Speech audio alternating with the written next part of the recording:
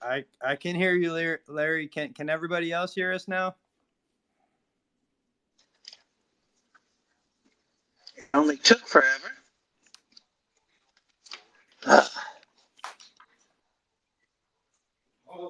Musk needs to fix this to where you can at least use your damn laptop.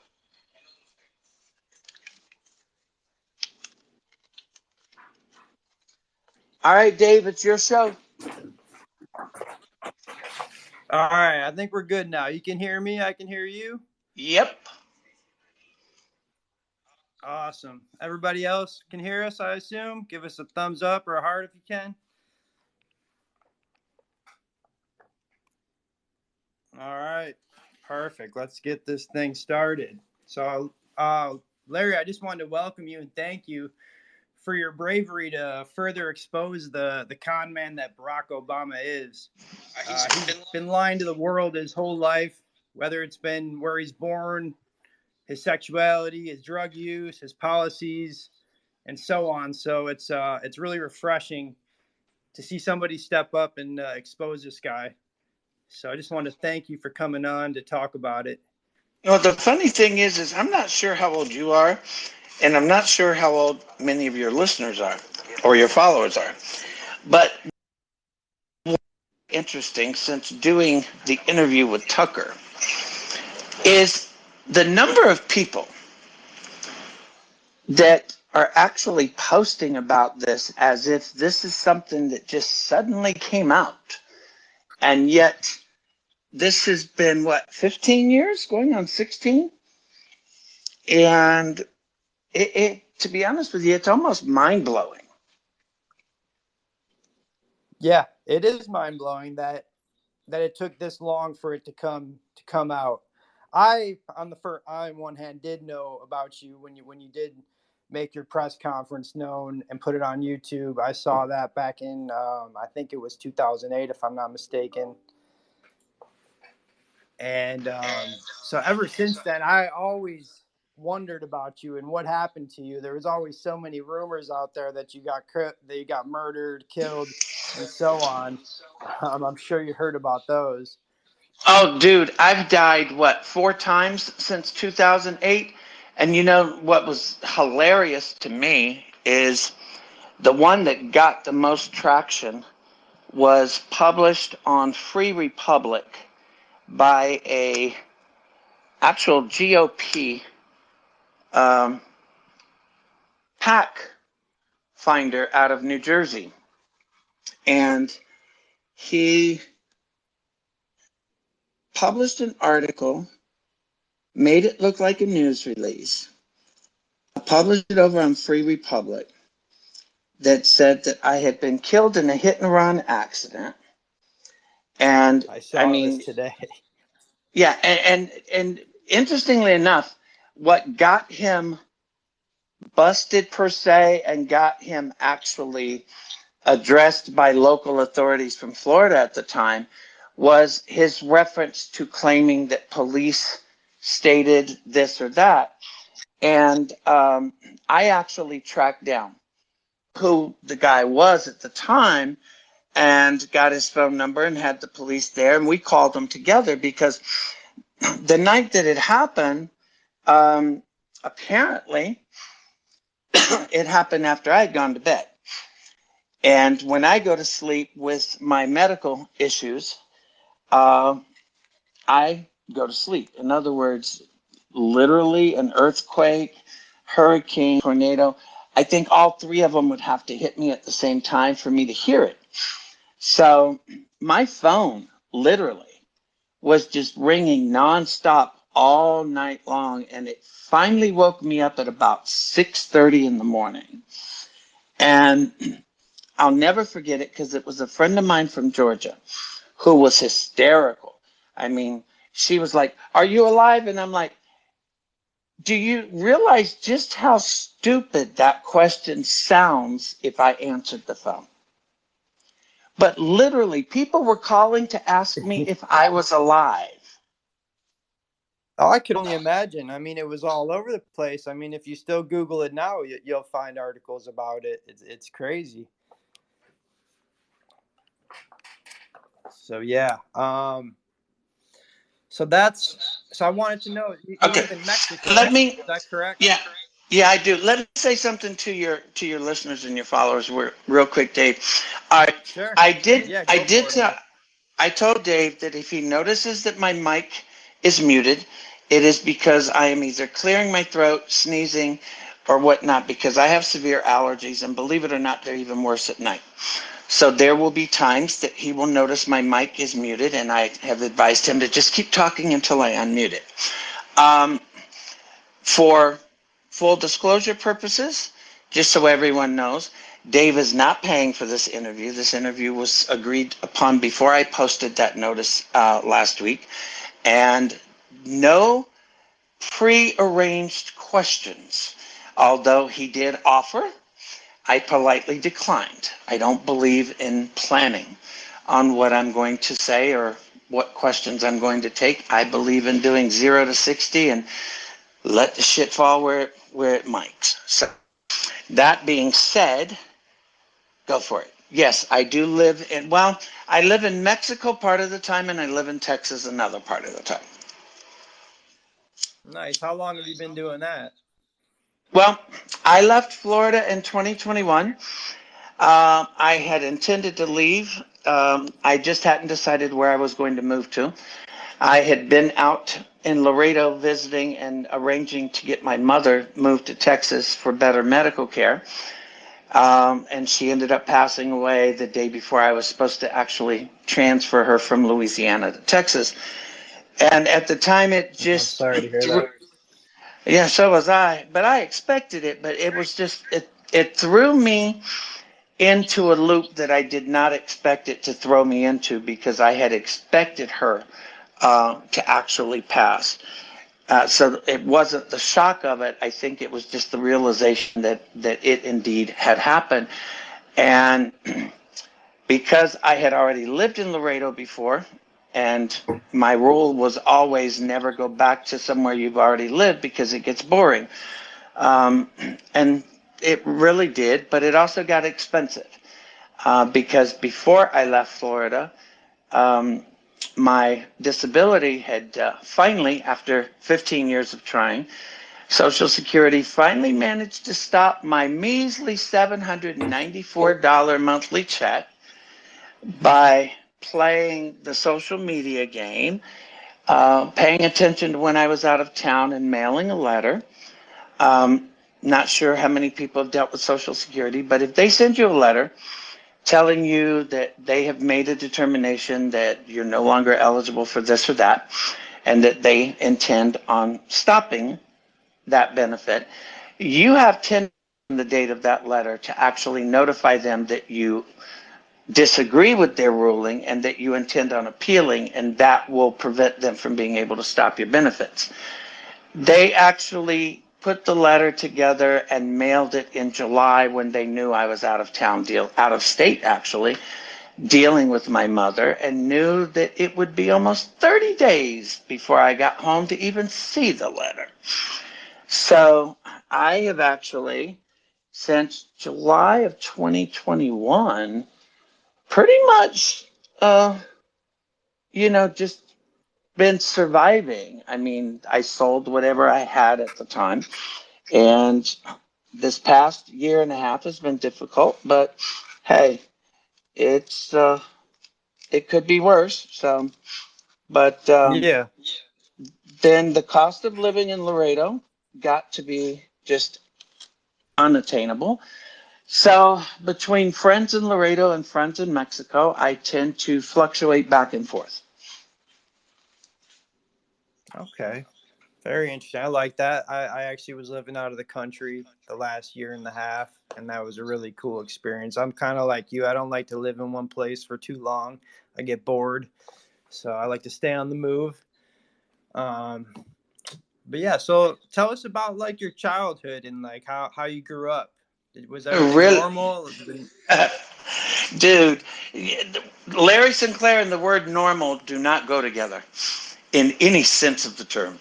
Um, Honestly, I was born in South Carolina. Um, I was born in 1961, for those who are not old enough to know that time. And I lived in Camden, South Carolina. I knew I was gay at 6 years old. Was never in the closet.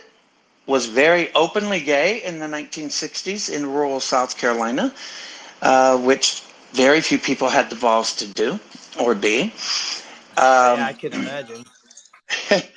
I I've always been a very strong-willed, determined, and basically hard-headed individual. As a child, I had an extremely volatile temper. I think I was the only skinny white kid at 4 years old, had 3 counties in the state of South Carolina and their entire Baptist convention convinced that I was possessed by the devil and telling my mom to find a Catholic church to have an exorcism performed. But All because you were gay? no, because I was just, my childhood, no, I really don't know how to explain it other than I think after years, I realized that it was allergies because I am literally allergic to just about anything and everything, whether it be food products, whether it be trees, grass, I mean, you name it. And I am positive on the allergy scale on it. But no one bothered to look at that. I was just extremely hyperactive. Um, I was above normal intelligence as a child, which scared people. But I had this temper. And if I got angry, if you pissed me off, a little 35-pound, 4-foot, skinny white kid turned into the Hulk. I mean, literally, it would take 10 grown men to hold me down. I had the vocabulary of the entire U.S. naval fleet, um, and had never even heard any of those words spoken before. Um, so that scared a lot of people. It actually scared me at first, but I just kind of told people the best way to deal with it is just don't piss me off. But, So you had a hardened childhood then. well, I wouldn't say it was hardened because I'll be honest with you. I think a lot of that temper, a lot of that being aware of my surroundings and aware of who I was at a time where most people had no clue. I mean, most adults didn't even know where they were or what they were doing at that time. I think it actually prepared me to go through my life never needing anyone else's approval, never feeling the need to seek anyone else's approval, never feeling the need to try to hide who I was or what I was, um, and actually never even being concerned about anybody saying anything, because truthfully, no one ever said anything to my face as a kid anyway. I'm sure they said a lot behind my back, but never to my face. Because they knew you were a loose cannon. That's the biggest reason right there. Exactly. But I think it also did something. I have 2 sisters and 1 brother. And I think me being who I was and having the issues that I had actually better prepared me for life than I think my siblings being what you would consider normal. Because I've never had difficulty in any situation or circumstance, no matter where I was or what it was. Um, I don't want to sound like it's bragging because it's not. No. I tell people this because I see, even in Mexico, I have friends here, and I watch them. I'll give you an example of what I mean when I say I think it prepared me to deal with just about any situation. Those who are not familiar with the culture in Mexico, there are indeed cartels, and there are multiple cartels, and depending on what region you're living in, depends on what cartel actually controls that region. Um, and while you don't necessarily have to be driving down a highway and being pulled over or whatever. You literally can be walking down the street because most cartels have individuals that are working on the streets. I happened to be at a seafood restaurant in Nuevo Era and needed to pee really bad.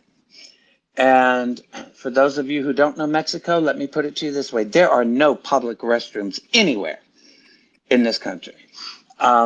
So the owner of the restaurant, on one side of the restaurant is an open lot with a cinder block wall. He actually told me just go up against the wall and pee, which I did. And there were 3 puntos, which are cartel workers that sell drugs on the corner. And one of them, his name was Angel, actually saw me taking a piss. And he immediately started, talking shit. Pinche gringo, falta respeto, mi barrio, walking up towards Oh, me fuck. with the other 2 guys like he wants to fight. And my friend literally was so scared, I don't think he could have backed up against the wall of the restaurant any further without actually pushing his body into the cinder block. And I'm walking up to Angel, looking him dead in the eye and said, what's the problem? If you got a problem with it, talk to him. He's the owner. He gave me permission, and it kind of died there. And today, Angel and I are actually the best of friends. And I explained to my friend, it's that way because, one, you don't show fear to anyone. Because as soon as you do, you set yourself up to become a victim every single day. I don't care if you're scared I shitless, you yeah, just don't let it show. So, I agree with you 100% on that. That's a great way to go about life and to carry yourself. but other than that, I mean, look, I was a rambunctious kid. I didn't like rules. I didn't like living under anyone's roof. Um, I was placed in I think different. we can all. I think a lot of us can relate to that. That's normal. Yeah, yeah. I mean, I had multiple juvenile placements um, from a very young age. Teenage years were Vision Quest in Arizona, but again, I think I benefited from them. I mean, who else can say that they actually drove a covered wagon and rode a mule from Elfrida, Arizona to Denver, Colorado over a 6-month period in the 1970s? I mean, Yeah, that's hey, pretty badass. yeah, exactly. So, it's been interesting. It's been enlightening, and at the same time, being openly gay at that time, I actually, taught some uh, group homes and children's places how to deal with people who they really didn't understand how to deal with. So that's pretty much it. I mean, I left. I pretty much left as soon as I could legally. I've always been a self-provider and independent, and always will be. Awesome. So, at what point did the partying start in your life? Well, interesting you say that because at 15, I smoked my first joint, and it was probably my last one because, well, it wasn't my last one. My first one was in 1976 in Pueblo, Colorado. And I ended up sleeping for 3 days straight and through one of the worst thunderstorms that Pueblo had seen in more than 100 years. And my mom thought for sure I was dead. Um, but I never really got along with weed. I am a control freak. I am crazy naturally, but I'm crazy in the sense that I control my craziness.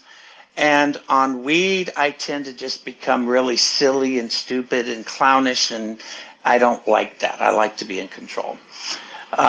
But honestly, I never really did uh, party drug wise until, wow, until I actually started moving the shit, which was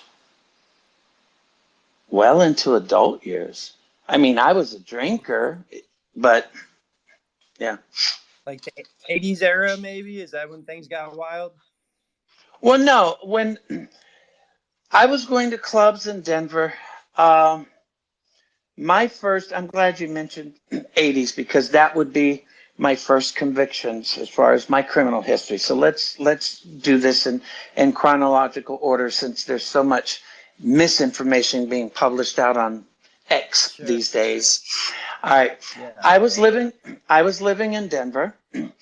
I was actually just barely 18. I had in December of 79 I had been ordered by the juvenile courts in Pueblo, Colorado, to go to a religious placement outside of Corpus Christi, Texas. And I went, got off the plane, got to the gate, and said, oh, hell no, and ended up dragging my old, I don't know if you guys remember or see those big old steam trunks that people used to take on ships or whatever. But I drove that sucker down a Texas farm road into the city of Corpus Christi. And I ended up hitchhiking from Corpus Christi back to Denver. Um, an interesting route, but I got back to Denver. So I started going out to clubs, started hanging out with some friends. I was always really into clothes. And I met a local designer named Max at one of the clubs, and he had invited me to go to a store. I went, I bought a few things, and then I liked them, and then I liked even more. So I ended up buying quite a bit from him. The only Sure. the only problem the only problem is I bought them with checks that didn't necessarily have funds in the bank to pay. So That might be an yeah, issue. exactly.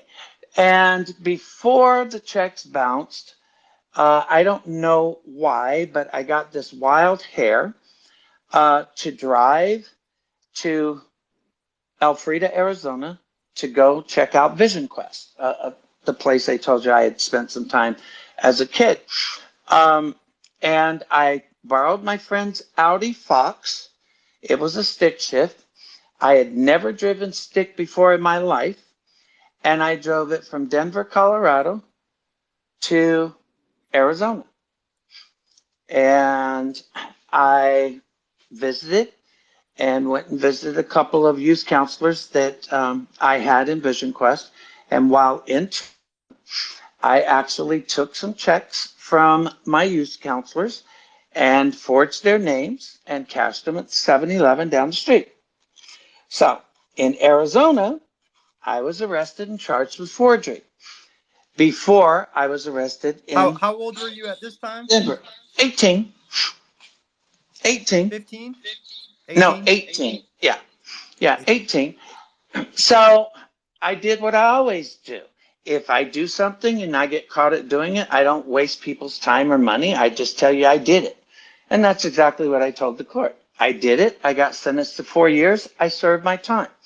While I was in jail in Arizona, there is a legal requirement that if another state has a detainer on an inmate or someone who is incarcerated, that person has the legal right to demand that the state that has the detainer come and get you and take you to court within 180 days.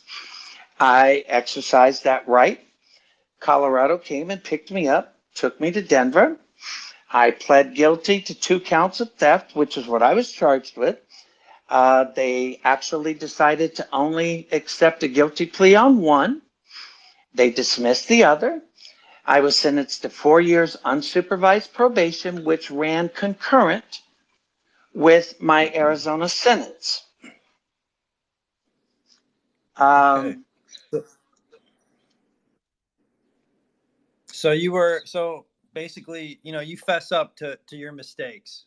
That's the kind of person you are, um, which is admirable because a lot of us we've done some stupid shit in our lives, and a lot of people never admit to it. But Well, that's see, pretty stand up that you admitted to it and you did your time. So like in my book, you're clear.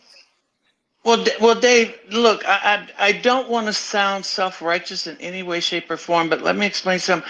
I always, I always have a problem when people refer to it as my mistakes, and I'm gonna explain why.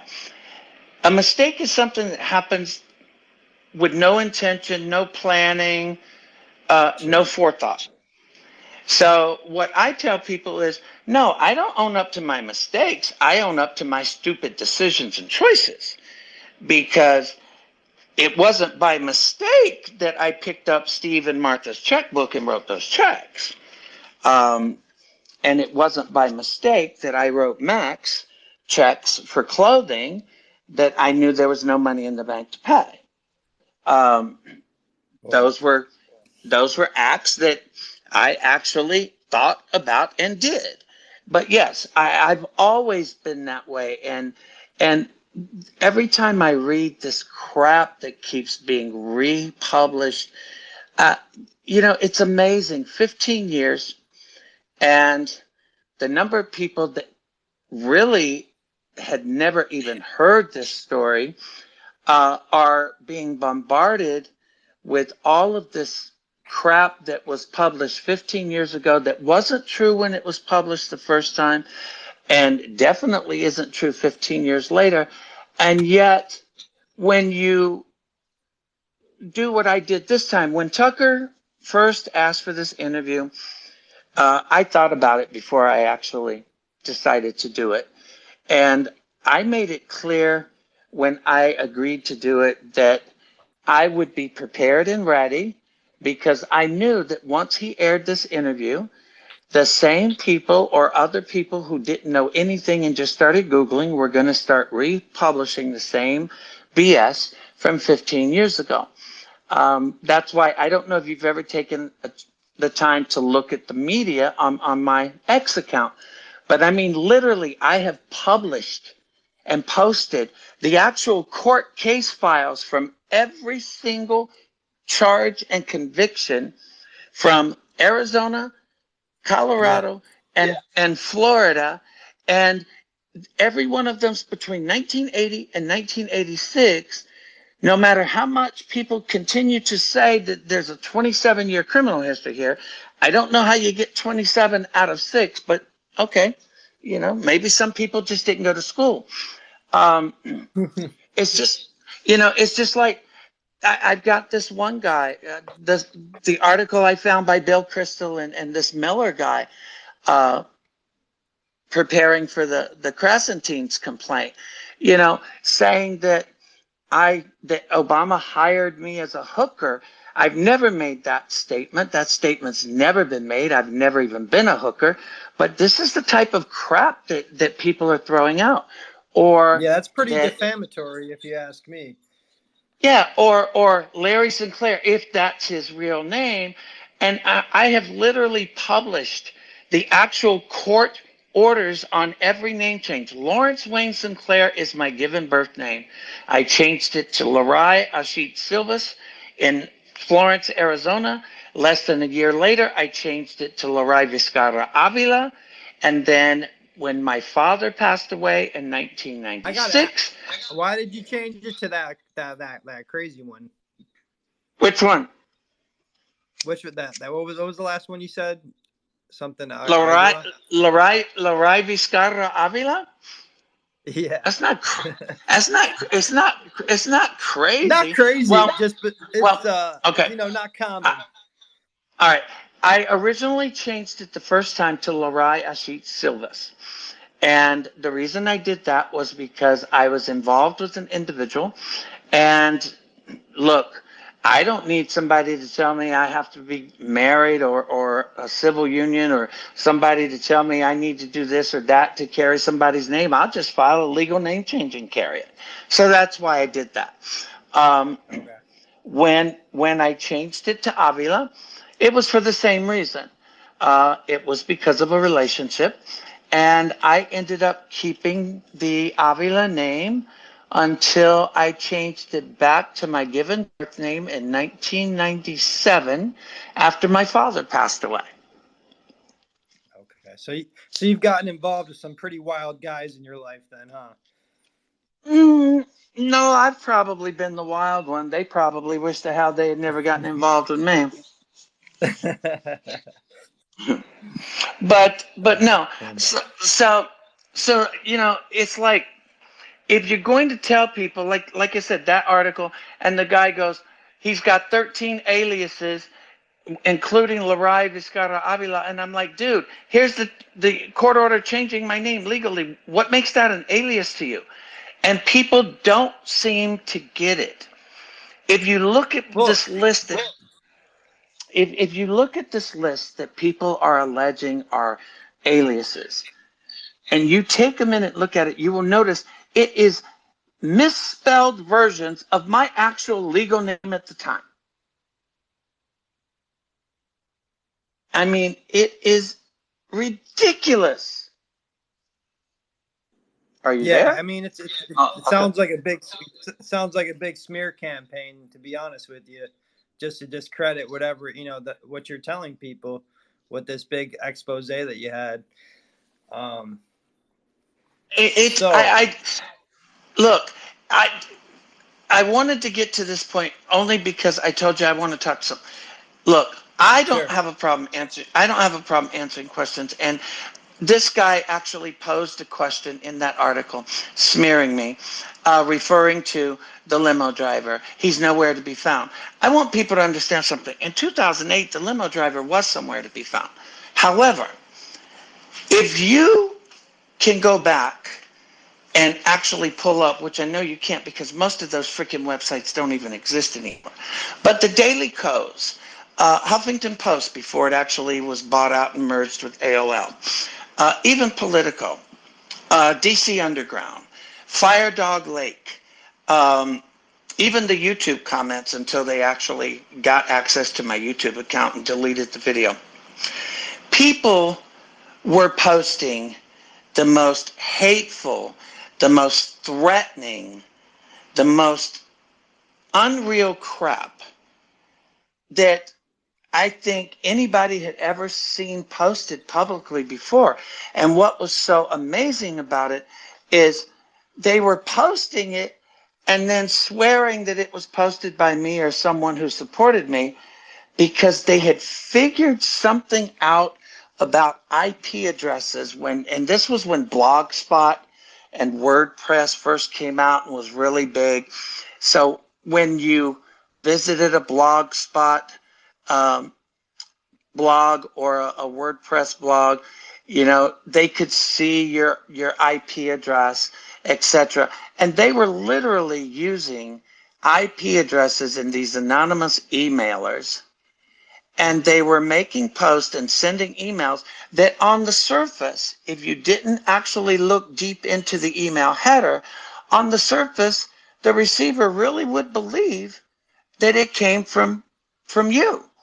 Um, a deputy attorney general in Delaware actually contacted my attorney accusing me of sending her threatening emails until she was told to look a little deeper into the header and realized that they were not from me. And the IT office did, and she apologized. But so the limo driver was somewhere to be found. But they scared this guy to the point, and look, I'm not going to put anybody in a position that they don't give me permission to put them in. And I was already on the receiving end of the threats and the attacks and the smears. So, no, it was not my position to put that man's information out there without his approval. He was willing to do it at first, but the very people who claimed that they wanted him to come forward are the same people that scared him into getting the hell out of town. Okay. Not a single media outlet or journalist even bothered to look for him. Yeah. Do you know where he is So to this day? the last I knew, which was quite a few years ago, he had relocated his family to Tupelo, Mississippi. Well, that's a good place to disappear. Yeah. So, but So, this is so I what wanted to get this. into Okay, the go night ahead. that I want to get into when you got to Chicago, the juicy part. So before we get into that part, if everyone in here can retweet this space Act, right now, and so we could get a lot of act, people in here, that would be awesome. If you guys can all retweet this for Larry. act, actually, here's what I want to ask you. Sure. Every everybody wants to replay something that everybody has listened to from one place or another, which is fine. I understand that, and we'll do this. But I think one thing people really need to be even more interested in than hearing a story that has already been told and recorded and replayed, God only knows how many times, is what has happened after Of that course. video went up on YouTube. Um, because some of your own followers and some of your own friends have actually been on the receiving end of the very same uh, government generated attack machine that actually birthed during the 2008 presidential campaign. And no matter Yeah, they have. how many, yeah, and no matter how many times I warned people that you can sit back and say, this doesn't bother you or this doesn't concern you, uh, tell me that in 4, 5, or 10 years. And then I'm going to sit back and just laugh and say, I told you so, bitch, but you didn't have the balls to listen. And it's funny because I sit back for the last, 5, 6 years, and I watch everything that I have warned people about for years actually happen. So, but yeah, give me 1 second. I'm going to mute because I need to run to the bathroom. In the meantime, can you um,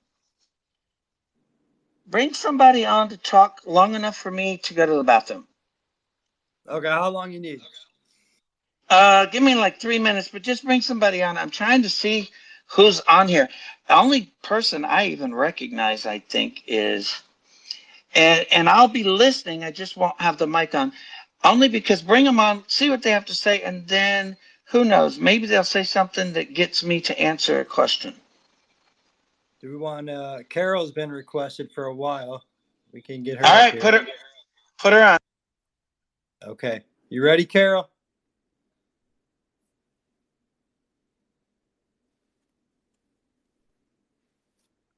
We got you on, Carol, if you want to talk.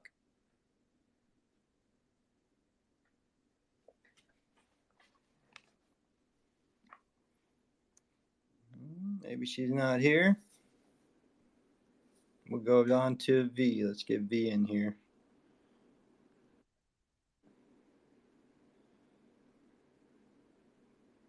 Hey, V, can you hear us?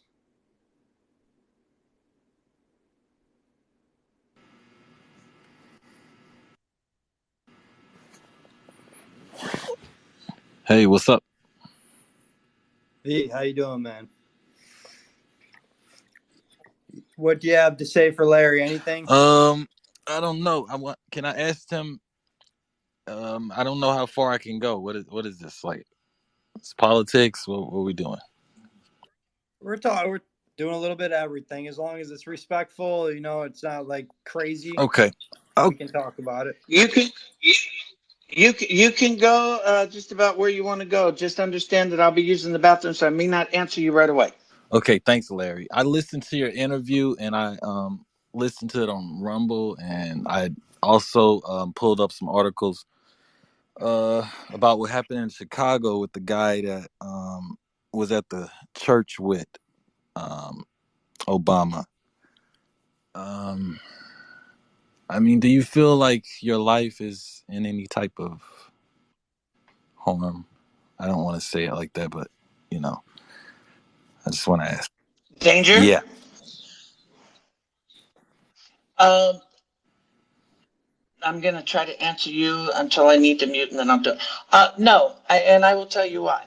And people have actually considered the Donald Young circumstance and pretty much made the same comparison. And I've always said this, and I still believe this to this day. Donald Young was not a gentleman that anyone, be it a political campaign or a media outlet, could easily discredit. In other words, he had really nothing that you could use in his background or history to even question his character. In fact, everything about him was just the opposite. Everything about him was about giving, about learning, about putting people first, about, striving to be one hell of an example. And I tell people, the difference between me and Donald is Donald could not have been discredited. He didn't have the baggage that I had. And they literally thought that even though I made my criminal history, public at the same time that I came out, it was still twisted, it was still pushed, it was still made into something that it wasn't and it hasn't ever been. But it allowed them to get a foot in, and because the media did nothing except sit back and let certain fringe media and bloggers actually run with it, it kind of worked for them to the point that they needed it to for 2008. And it continued to work for them through about 2010, 2011.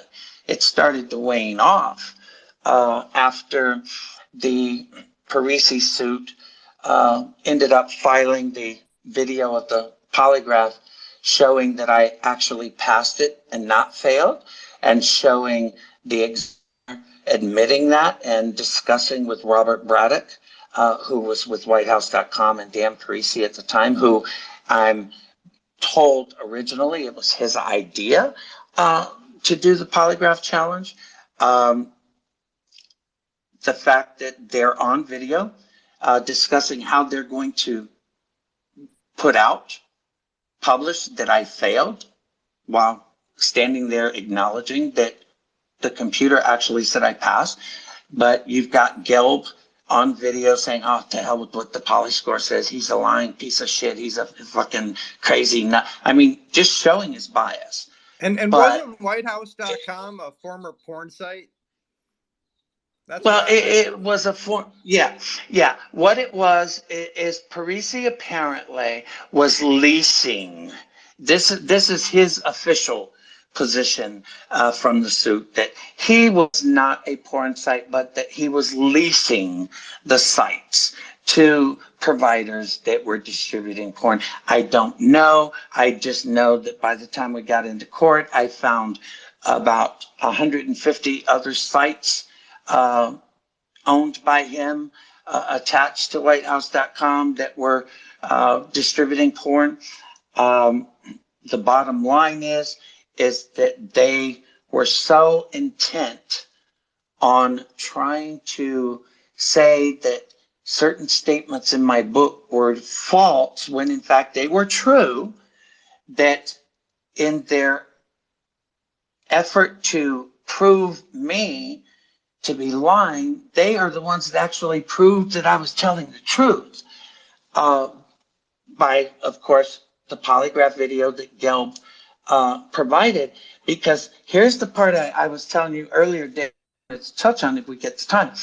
What a lot of people don't know about the polygraph is the polygraph was actually videoed with 3 different camera angles. 3 different cameras videoed the entire process, beginning to end. Robert Braddock video recorded the entire polygraph, and one of those cameras was pointed directly at the computer screen that was documenting and recording the reactions to the questions and the poly scores. And it turns out that that was the part of the computer that actually said that I was telling the truth. WhiteHouse.com had originally said they were going to live stream it, which they never did. Then they came up with this claim that because I had asked Parisi to confirm or deny a report that came to me that he was paid by Axelrod to arrange the polygraph. So instead of responding, he goes on WhiteHouse.com and accuses me and my supporters of attacking and threatening them, and that they're not going to post anything else to do with me. But what a lot of people don't know is the press conference in June of 2008.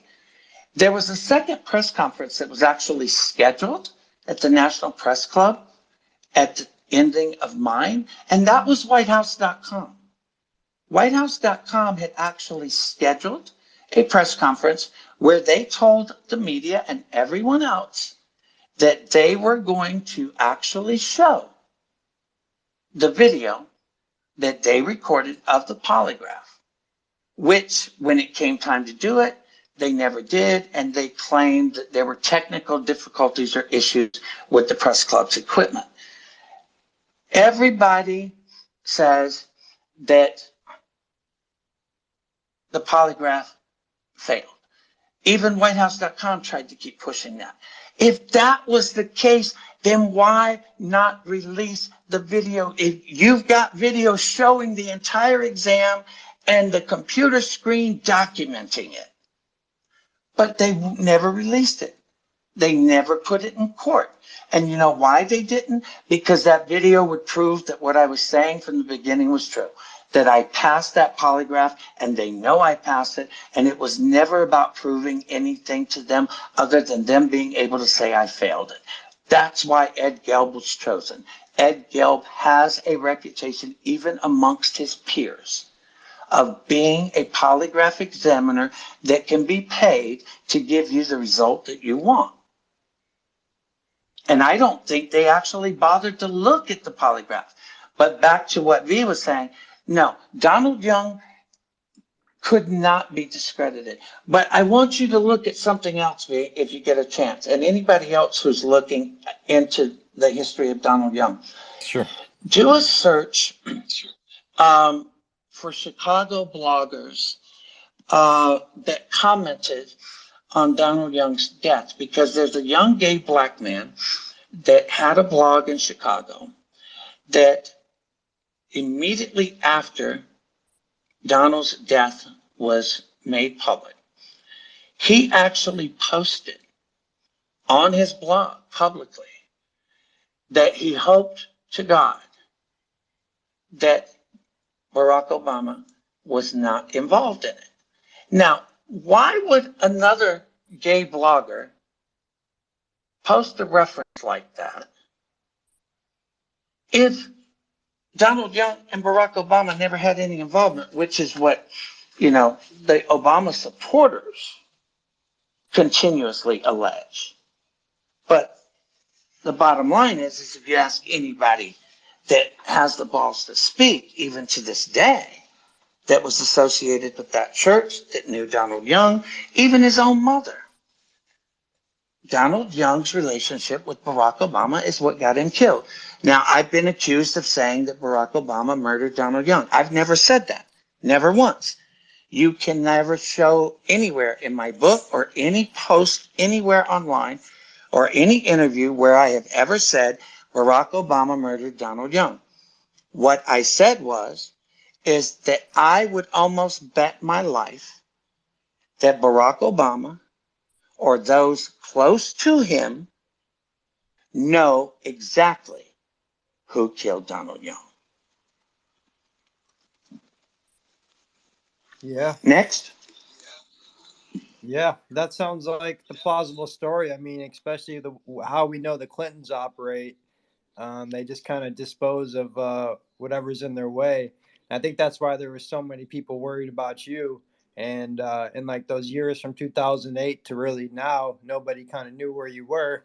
So many people, all those articles about you being dead and whatnot. So yeah, that all plays into that. Well, I don't mean to interrupt you, but I'm trying to figure out, I guess maybe I did a good job at doing my job between 2011 through now, if you say that a lot of people didn't know where I was at, because I hadn't gone away. I mean, I've always remained very vocal and involved. I just decided after everything that happened between 2008 and 2010, and for those who don't know, because of the lawsuit in 2010, there was a moment that kind of got me to a point to where I felt like maybe to give other people peace. For those who don't know, the lawsuit by WhiteHouse.com did not just come at me. They actually sued Jeff Renz. They sued Barnes & Noble, Books A Million, Amazon, Borders Books. The whole intent was to keep my book from being distributed. And they thought that Barnes & Noble and Amazon and Books A Million and others would just simply agree to their demand and let it go. Books A Million did, and that's fine. Barnes & Noble, however, did not. Amazon did not, and they both faulted. My book publisher and distributor, Ingram, did, however, stop printing and distributing the book for me, which is fine. But that whole thing, and when the video came out and the arrest after the press club, after in 2008, I had started looking into all of these statements that were made. For example, those who refer to the Ben Smith article, if you read that article, you would literally be reading verbatim what the U.S. attorney told a U.S. magistrate judge in a D.C. courtroom on June 19th. And my question would be, how does a political reporter publish a verbatim article that a U.S. the day before, actually, that a U.S. attorney makes that exact same verbatim, word-for-word statement to a U.S. magistrate judge containing outright false information? So I started doing FOIA requests, and I started digging. That's when I found out about my NCIC record being modified, having alleged criminal convictions added to it that don't exist. So I got into actually the journalism part of it. So I Wow, that's actually crazy. started So covering politics. you've had charges added onto your record that never happened? Oh, go again. This is listed in, if you click on the media tab on my X account, you may have to scroll down a bit because I tend to add a lot of stuff.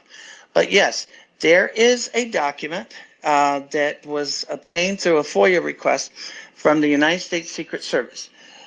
It was obtained because on September 27th of 2010, I left my house in Alexandria, Virginia, the day before and checked into a hotel in Charlestown, West Virginia, and took 2 bottles of morphine sulfate because I knew that people would immediately assume that I had been Clintonited. I actually live streamed it on, what the hell's old that old YouTube competitor? It starts with a V. Vimo or Venmo or Vimo or Vine? Yeah, yeah. No, I think it's Vimo. But anyway, I live streamed it on Vimo, and I sent it to the attorneys for Barnes & Noble. I sent it to the attorneys for Jeff Renz, and I sent it to the attorneys for Amazon, and I sent it all in an email just letting them know, look, maybe at this point, if I'm out of the picture, then Parisi has no case. These companies don't get dragged to the mud. Renz doesn't get dragged to the mud. My family doesn't continue to be attacked and harassed. People who I don't even know that people claim I knew don't continue to be attacked and harassed. So I ended up making the FOIA request from the Secret Service because it turns out the Secret Service is the one that actually located me and called the hotel to have them open my room and have law enforcement check on me. Jesus, that's some scary stuff. I mean, at this point, you Yeah. weren't scared for your life? Well, at that point, I wasn't scared for my life because I was the one sitting there taking 2 bottles of MS Cotton. True. So you didn't really care. Yeah. Huh. Very interesting, man. But even more interesting, and again, that's why I started doing the FOIA request. That's when I found out that my NCIC history alleges that I have sexual misconduct convictions. There's no such thing, but no, I don't have them. Which is completely bogus. It's completely bogus. Oh, you will see on that document, it claims that I have convictions for human alien smuggling, which not only do I not have, never been arrested, never been charged, never been convicted of any such crime, I actually filed a FOIA request with ICE demanding that they produce the records justifying that entry in my NCIC record. Only ICE had to send me back saying, there is no such record because there's no such charge. There's no such conviction. Now you tell me, and I think you at least understand the NCIC database is not something that anybody is supposed to have access to. It's a depository that basically is only supposed to be receiving input from actual arrest and convictions. Yeah, someone would have had to yet, manually go in there and manipulate it. Oh, but it gets better. The Secret Service alleges that I threatened to commit suicide by cop at the White House in February of 2008. Oh wow, they really. I mean, believe me when I tell you, half of this shit nobody would even believe unless you read it. And that's the reason I put it all out there for people to see. I don't want anybody to believe what I say or don't believe what I say. It's in front of your eyes. You can take it for what it is, or you can explain it away, like everybody that is hell bent on insisting that this never happened will do, and that's fine. But this time, like I told Tucker, I'm not going to sit back and be libeled, and I'm not going to have my life and my history misrepresented. I let the statute of limitations pass in 2008 when it happened. I won't let that happen this time. Oh, that's incredible. Yeah, I did not know about all that stuff that was going on. I was sure that they were smearing you and making your life miserable, but I didn't know it was to that extent.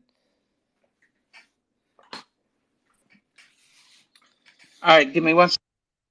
Sure. Yeah, that's some pretty heavy stuff to have the government just messing with your criminal record. But, okay, look. I promise you guys we will get into the juicy stuff that Dave wants to get into. I promise I won't go off of this thing until we do. I will do that, but just bear with me on this because we've gotten to this point and I want to keep going because I want to explain some. All right. Again, like I said, the NCI record history database was actually modified and has a bunch of shit added to it. A lot of the stuff, believe it or not, that has been added to the NCIC database alleging that they are criminal convictions refer to Department of Correction disciplinary actions. And the reason this is important is because early on in 2008, the Department of Corrections claimed every time that they were contacted. The first time they claimed that they needed the Inspector General to actually make a determination before the identity of the requester was released. But someone made a request to the Colorado Department of Corrections alleging that they needed my departmental inmate history, my disciplinary history. I mean, everything that they could possibly turn over about me, they needed it. And they justified the request, claiming that I had made credible threats against their and their family members' lives, and they were seriously in fear for their safety and the safety of their family. Then, suddenly, that information ended up in the hands of an attorney with Public Citizens Litigation Group by the name of Paul Allen Levy. Shortly after that, it was being disseminated all over the internet, but it was being misrepresented. And when I first contacted Colorado DSC, all I asked for was that they provide a copy of the Code of Penal Discipline, simply so that I could publish the actual definitions for the infractions that were being portrayed on the internet as being criminal acts, or assault, or possession of narcotics. They pushed one where I was accused of having a shank in my cell, which, based on the Code of Penal Discipline and the definition, I would be considered guilty of that because apparently, according to them, it was found inside the cell door jamb. So the definition says anything that is within your cell is in your possession. Whether you know it's there or not, you are considered to be in violation of that code.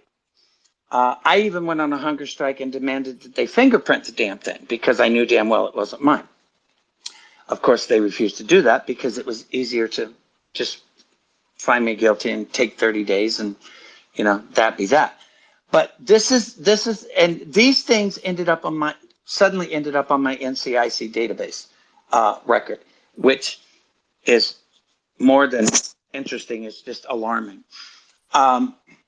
But interestingly enough, Paul Allen Levy turns out to be Politico Ben Smith's attorney. The same Ben Smith that wrote the June 2008 Politico article saying that I have a 27-year criminal history. In other words, he published the exact same thing that Paul Allen Levy and them were putting out. But what's the scary part is it turns out, even though Colorado DOC will not confirm it because now they claim that the name of the person requesting my records was purged from their system. It was purged, but not by accident. It was purged on purpose because it was a woman by the name of Diana DeGette and a man by the name of Ken Salazar. And if any of you are from Colorado or pay attention to politics at all, you will know that Ken Salazar was the former senator from Colorado and is now the U.S. ambassador to Mexico in the Biden administration. And Diana DeGette is still a Democratic U.S. House of Representatives,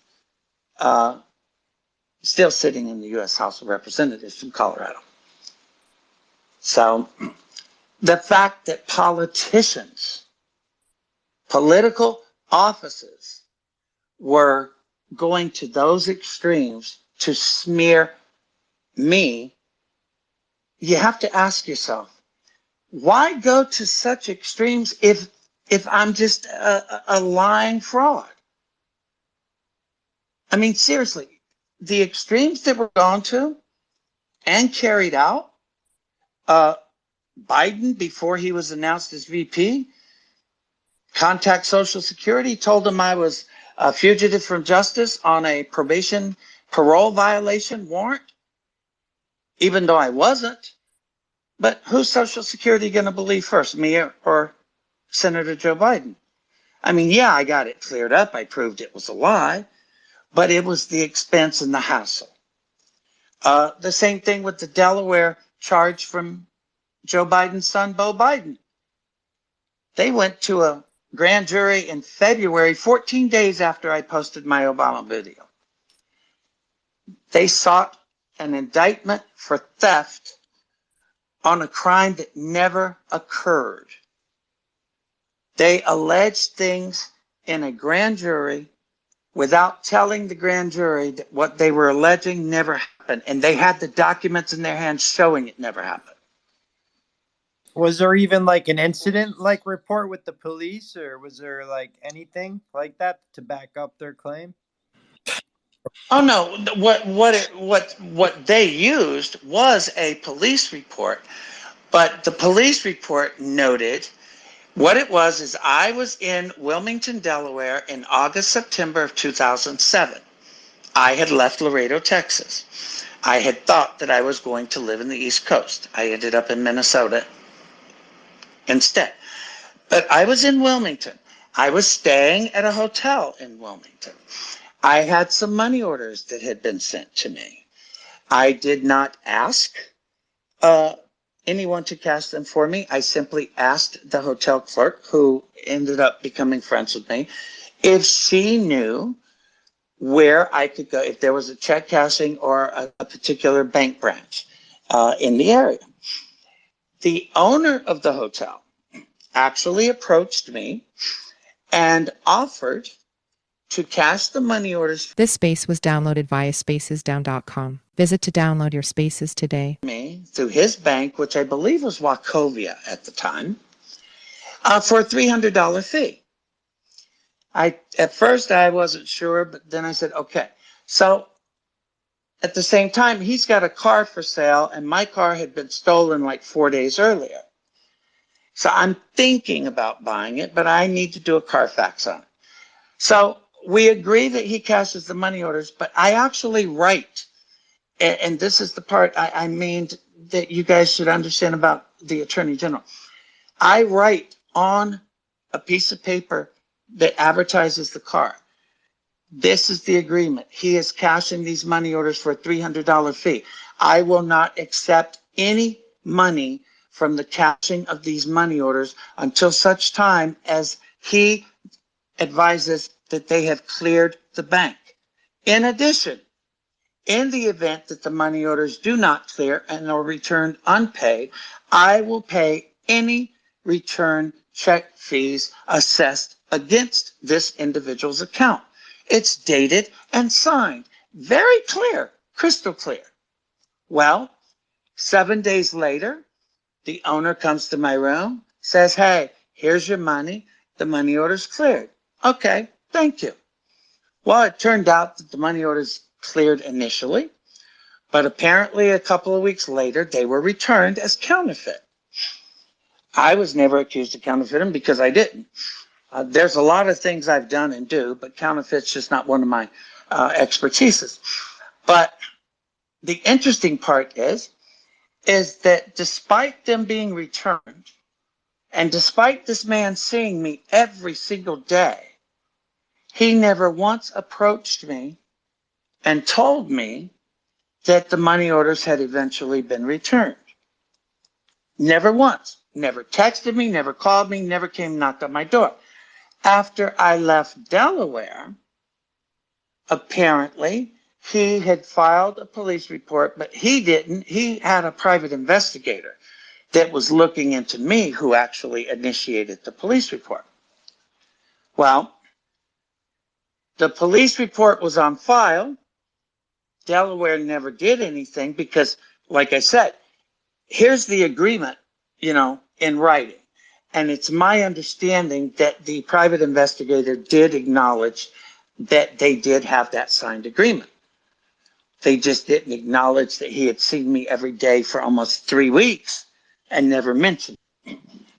So 14 days after my original Obama video, they go before a grand jury for a Rule 9 warrant for theft. But yet, even though they claim they mailed notice and a copy to me, if you look at the court records, which are uploaded as well, there's not a name or address on it. They never mailed them. I only became aware of it after the Chicago PD, Detective McVickers, advised me that there was a warrant out of Delaware, at which time, by the way, I contacted the Newcastle County Sheriff's Department and left multiple messages for them to return my call regarding a warrant that I was informed they had. Never did Newcastle County contact me. So the press conference was arranged. People repeatedly claim that I was arrested after my press conference on an outstanding warrant from Delaware. That is not true. Delaware was contacted by the U.S. Attorney's Office in D.C. before I even got to D.C. for the press conference. Delaware advised the U.S. Attorney, Jeffrey Taylor, that they do not practice extradition from D.C. They prefer to have D.C. simply advise the subject to get on the Amtrak, go to Wilmington, and take care of the warrant, which was what Delaware told the Attorney General to do.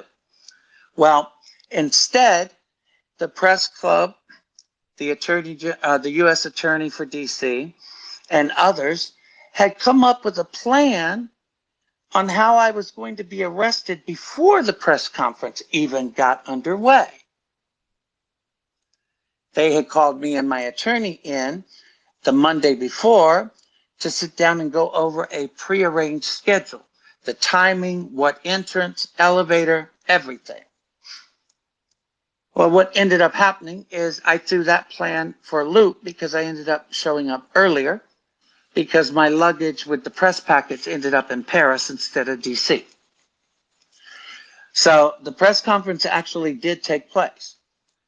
After it ended and I went back into the bar area, I had two uniformed DC Metro cops coming in from one side, acting all, badass. Are you Larry Sinclair? And then I had three male plainclothes U.S. Marshals coming in from the Holman Lounge where I had just given the press conference. They actually told the uniform officers they could leave, and then they advised me and my attorney they had a warrant for my arrest. But when we asked for them to produce the warrant, they couldn't. The first excuse was they left it in the car in the garage downstairs. Then when we got to the garage downstairs, they claimed, no, it was left at the precinct in the office. Then when we got to the precinct in the office, there was no warrant there either. They never had a warrant for my arrest. In fact, if you look at the court file, you will see they never requested a warrant for my arrest until I had already been in custody 24 hours when I made my initial appearance before the U.S. magistrate on June 19th of 2008. So Wow, that's crazy. they keep... You're the kind of guy that would contest something like that, I assume. Well, the problem is I didn't know that because the thing with court in D.C., because it's a U.S. magistrate, U.S. district court, and it's ran by the U.S. Marshals, believe it or not, you're not allowed to speak on your own behalf. The U.S. Marshals will take you and throw you back in a holding cell until you learn to shut up. Really? That's crazy. I Oh, never knew that. oh yeah.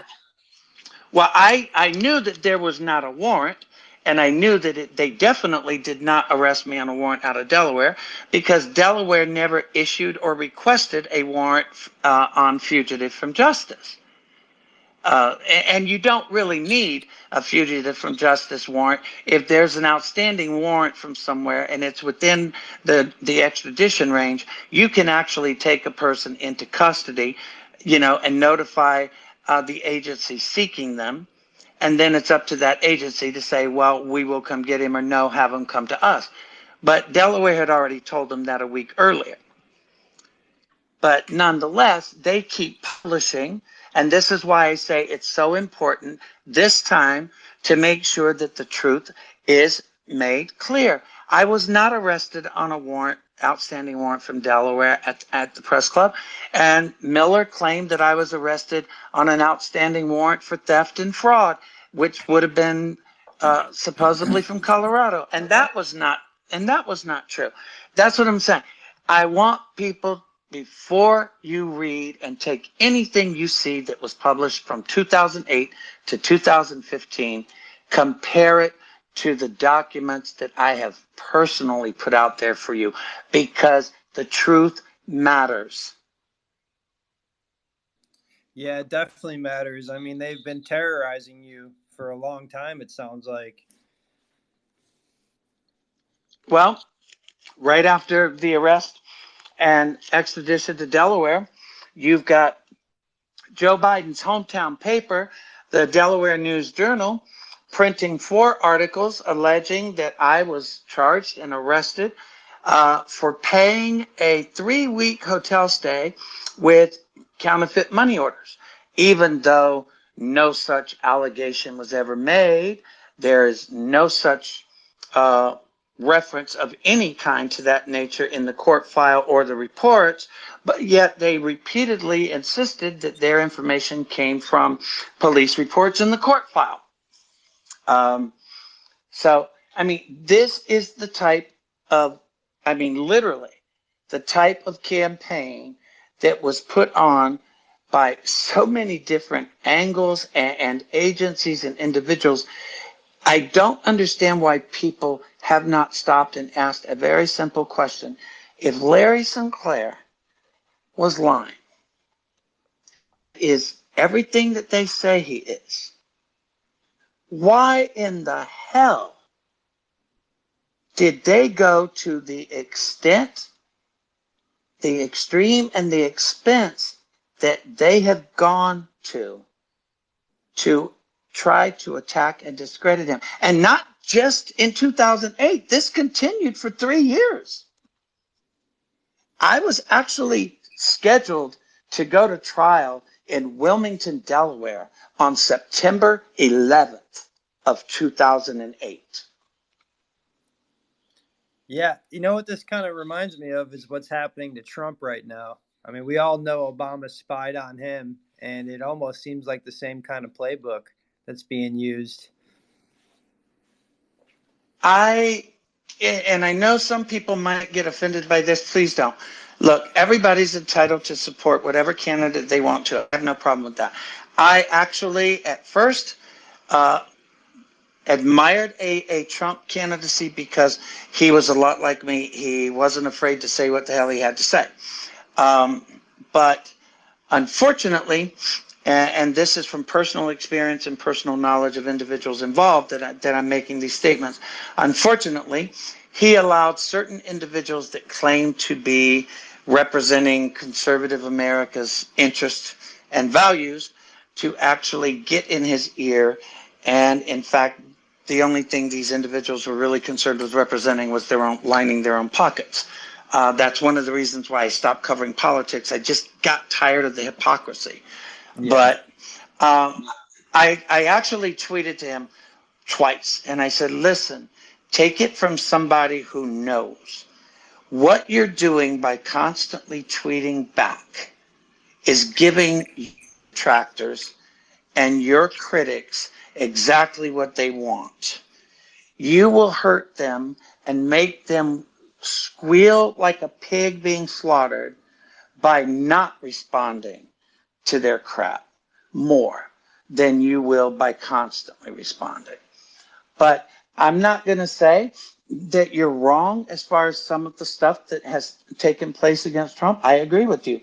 And I made it clear to him and his family a while back that you're setting yourself up to be targeted. Yeah. But you can only do so much to warn people. People, bottom line is, an individual has to make a decision where they're going to draw the line and how they're going to act or react or what they're going to do or not do. And I will tell you that I've had a lot of people that I got to like and know, only to have to turn around and stay away from, for that very same reason. I don't like phony people. I don't like hypocrites. I just don't. But I agree with you. A lot of stuff that has taken place against Trump is generated by the same tactics that were employed in 2008. And I warned conservative and Republican legislators and politicians that it would happen. I warned them for 10 freaking years that it was going to happen. But nobody listens. Yeah. Yeah. That's unfortunate. So let's All take right, it back bring on. to where Hang this on. all I was going started. to tell you, bring on somebody to ask a question or something real quick while I run to the bathroom. And sorry, I'm 62, guys, and I drink a lot of Coke Zero, okay? So bring somebody on to ask a question. I'll listen. Okay, I think we got Kevin up here. Or no, we have Frishak who has been requested for a while. So we'll go to them.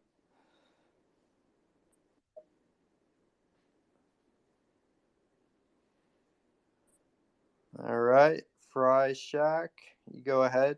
Yeah, I was just wondering. I don't know if Larry's spoken about this publicly, but I'm just wondering what his thoughts are on Joan Rivers' comments about Obama being the first gay president and the fact that Michelle is a transgender. I'm wondering, is obviously given his gay sexual experiences with Obama, he's either a bisexual guy married to a biological woman or a gay man married to a transgender woman. So I'm just wondering what his thoughts are on that. Well, actually, I have spoken on this, and I've spoken on it actually on Luke Radowski's We Are Change on September 6th. We did almost a 3-hour long live interview and conversation after Tucker's interview aired on X. And we had planned on doing it that way because it's like Luke had asked, and I had told him that I definitely wanted an opportunity with the time to go from beginning to end and address everything and put the truth out there so that I didn't have to go through all of this libel and telling people that what you're doing is out of line. But apparently that didn't work too well. And I think I actually responded to it in the Tucker interview. I will say, honestly, the fact that Obama has and probably still does engage in sexual relations with women, I would call him bi for that reason and that reason only. Do I believe that he has stayed away from involvement with other men over the years? Hell no. But it's like I explained to Tucker. Obama is more the type of bisexual that engages in same-sex sex simply to benefit, to obtain some sort of benefit, whether it be an introduction, whether it be access, but a benefit. He's more the hustler type. Okay. As far as Michelle, I have stayed away from this for years, and I've asked people to even not post the Michelle Mike stuff on my Facebook and whatnot because I think Dave understands where I'm going because I had an issue with something. I don't like me and my story to be attached to things that people just throw out there. I will tell you, Michelle Obama is, in fact, a natural born female. I honestly can't tell you where the thing about Michelle being a trans came from. But if you're asking me for my opinion and what I think, I'm saying Michelle Obama is a natural born female. I know people say, well, there's no birth certificate. And I have told people, first of all, you are not entitled to obtain someone else's birth certificate unless you're the person or the executor of that person's estate or, the parent of an individual. You do not have a right to obtain or access anyone else's birth certificate. But we do have his own As far, blood brother coming out and saying, he well, was born in Kenya. Well, you have to remember some. Look, I'm not actually. I'm just going to make one statement as far as the other Obama. I don't know the man, and when I don't know someone, I try not to make any statements about them. My only statement is going to be in reference to a statement that he recently posted on X, referring to me to someone, where he said that I am not telling the truth. He says that Sinclair man. So I Oh, don't he did know say that. him. I didn't see that. Yeah. It was just a single line comment, which, like I said, people have a right to their opinion. Yeah, of If you course. say If you say my opinion is no, I don't believe this, that's fine. If you say he's lying and that's a fact, then there might be a little, question is that your opinion or are you stating something as fact? So, but as far as Joan Rivers, I don't think anybody that has watched Obama rise and his time in office and even his time since leaving office. I don't think anybody would argue that Joan Rivers was spot on saying that Barack Obama was America's first gay president. She just decided to make him gay rather than bi. And I'm sure there's times where he could probably be more gay than bi. Yeah, as you witnessed yourself. Well, according to some people, as a hooker, but not really. But yeah. Um, but okay, let's go to where you want to go. All right. Okay, so take us Here's back to that. So how old are you in this time period? actually we were both because Obama and I are only about a month apart in age. Um, let's see, 99. Subtract 61 from 99. What is that? 38. Okay. All right, so you're both 38. You're heading to Yep. Chicago. What's the reason Well, you're I'm going to actually Chicago? hit. All right. Here's the deal. I was actually driving back from South Carolina, and I was running late because Lee. I refer to him as my godson, but he is the only child of one of my childhood best friends who died before his son was born in a car accident the night of his graduation. Um, I had known Lee all of his life, and I had been back and forth from Colorado to South Carolina on business. And I was there when he left to go to Navy training in Great Lakes, Illinois. And I had promised that I would be there when he graduated basic training. So I am actually rushing to get back to Colorado because I have to get to Colorado in order to fly to Chicago. So I get back to Colorado. Um, a good friend of mine is also in Alamosa and is stuck on a job, needs a hotel room. So I arrange for a Quality Inn or a Choice Hotel room for him and the guys in Alamosa the same night that I'm actually flying from Colorado Springs into Chicago. And I make that point, and I'll explain why when we get there. So I get in, I get changed, I get packed, I get to the Colorado Springs airport. I get a flight that ends up taking me from the Springs to Salt Lake City, from Salt Lake City to Cincinnati, from Cincinnati to O'Hare. By the time I got into O'Hare, it was early morning. So I'm flying in. I get into O'Hare. I get a car from Hertz. I had made a reservation at the last minute at the Comfort Inn in Gurnee, which is a little drive from the Navy base, but it was still closer than staying in Chicago. So I get there. I meet up with Lee's grandmother and his aunt, who had gotten in before me. We go to the graduation. Anybody that has had a kid or knows someone or went to one of these things, sometimes once the graduation from basic training is over, Some of the soldiers are given permission to leave base because they haven't been issued their orders yet or haven't had orders assigned yet.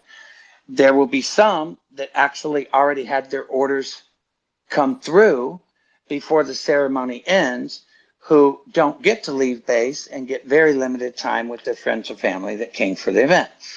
Luckily for me and for Delma and Pam, Lee was allowed to leave on the day of his graduation. I had already made arrangements to have a limo for at least 3 nights because I wasn't sure how many nights Lee was going to be able to leave. And it really didn't matter because if he couldn't leave, I damn sure was, because I wasn't hanging out in Gurnee, Illinois. So I get the car from Hertz. And like I said, we get there. Lee gets ready. I end up going back to the hotel to get ready. Delma and Pam, his grandmother and aunt, get ready at their hotel. They're at a Red Roof. And the limo picks me up. Then we pick up Delma and Pam. Then we go to the Navy base. We pick up Lee and a few of his friends. And then we go out on the town in Chicago. We go have drinks. It's basically to celebrate these guys. So we have fun. We come back. Everybody gets back to their hotel. I get back to mine. I go to sleep. The next day, I find out Lee can't leave. So I had already told the driver, because I had made arrangements that the same driver would be the same driver I had the entire time I had booked the car.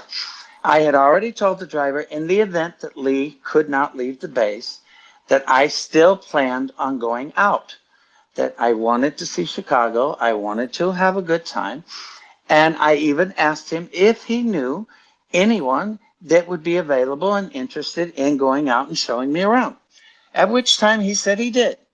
Fine. It's not the first time I've been hooked up by a limo driver. I can point out several in South Carolina who's done the same thing. It's like I told Tucker. Back then, it was either Craigslist or talking to somebody, a bartender, a limo driver, a cabbie, or a concierge, or a doorman. Now it's Grindr. What can I say? We've advanced. No, that makes complete sense. Yeah. You know, and excuse me, sometimes if some of you think I'm being flip, I'm not. I do try to put a little comedy in this because otherwise it just gets boring. So I get picked up. I get taken into Chicago. We pull up beside this bar. It's a one-way street because we pull up on the left side. Okay. He opens the door. I get out. There's this tall, skinny black guy standing there that's introduced to me as Barrack. We go in, we start talking, we're having a drink. Again, I had been exhausted. I still hadn't caught up from driving 2,000 miles from South Carolina to Colorado, plus flying into O'Hare, plus going out the very same day, blah, blah, blah. So we're casually talking. We're not talking about really anything. And I simply make the statement that I could really use something to wake up. And Obama had no problem looking me dead in the face and asking me if I was referring to coke. And I made it clear I was. Like I said, I've never been bashful. 38-year-old single guy out on the town, man, I get it. Well, no, what you don't get is that 38-year-old single faggot out on the town. And I said that, you didn't. So if anybody's offended, sorry, I'm talking about me, not you. But what you don't get is that at this time in my life, I'm actually moving volumes of this stuff. Okay. Oh, so are you doing blow every day then? Are you No, deep into it, or I mean, no. they always say it's very hard to sell that stuff without dipping into it. Oh, no. Because see, that's the difference. See, when I say moving, I wasn't selling on a street corner or somebody coming to the house. Okay. The reason I was going back and forth from Colorado East was because of volume. not street, not local, Yeah, I get it. not something. Okay, yeah. So, but anyway, I'm making the statement. He says he knows where we can get some. We leave. I give him $250. I'm figuring an 8-ball. I know it's a little more, but then again, what are prices in Chicago versus Colorado? I mean, I know what I would charge if I was the one selling it, but I have no idea what they're selling it in Chicago for. So we drive a Yeah, little ways. I was curious. We How much stop. did you get? Did you get an 8-ball, or how much was it? I don't think it was quite an 8-ball because I think that he ended up using the money for my powder and his crack because they're, yeah. Oldest But one in the playbook. I mean, it really doesn't matter because the whole idea was just the party, and Sure. actually, it wasn't so much the party as just me waking up. Um, so he comes back. He hands me the blow. I have a CD tray in the limo. I'm pulling the CD tray out. I'm using the hotel key. I'm putting a line on the tray. And he's sitting there, and I notice he pulls out a little pad and a little pipe. Starts setting it up and starts firing it up. Hey, who am I to say anything? I was living in Miami when it first started becoming popular. Some people like it, some people don't.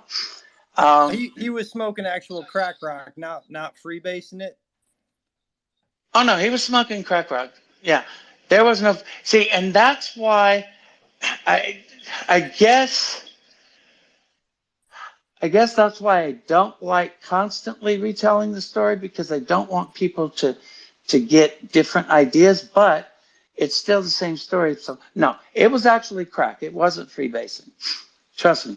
Crack, I know, because like I said, I was in Miami when it first started becoming popular. So but no, he starts smoking.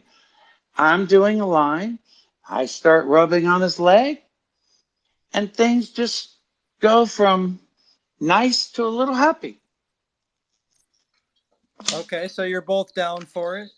You guys are enjoying yourselves. Well, I know I was at the time.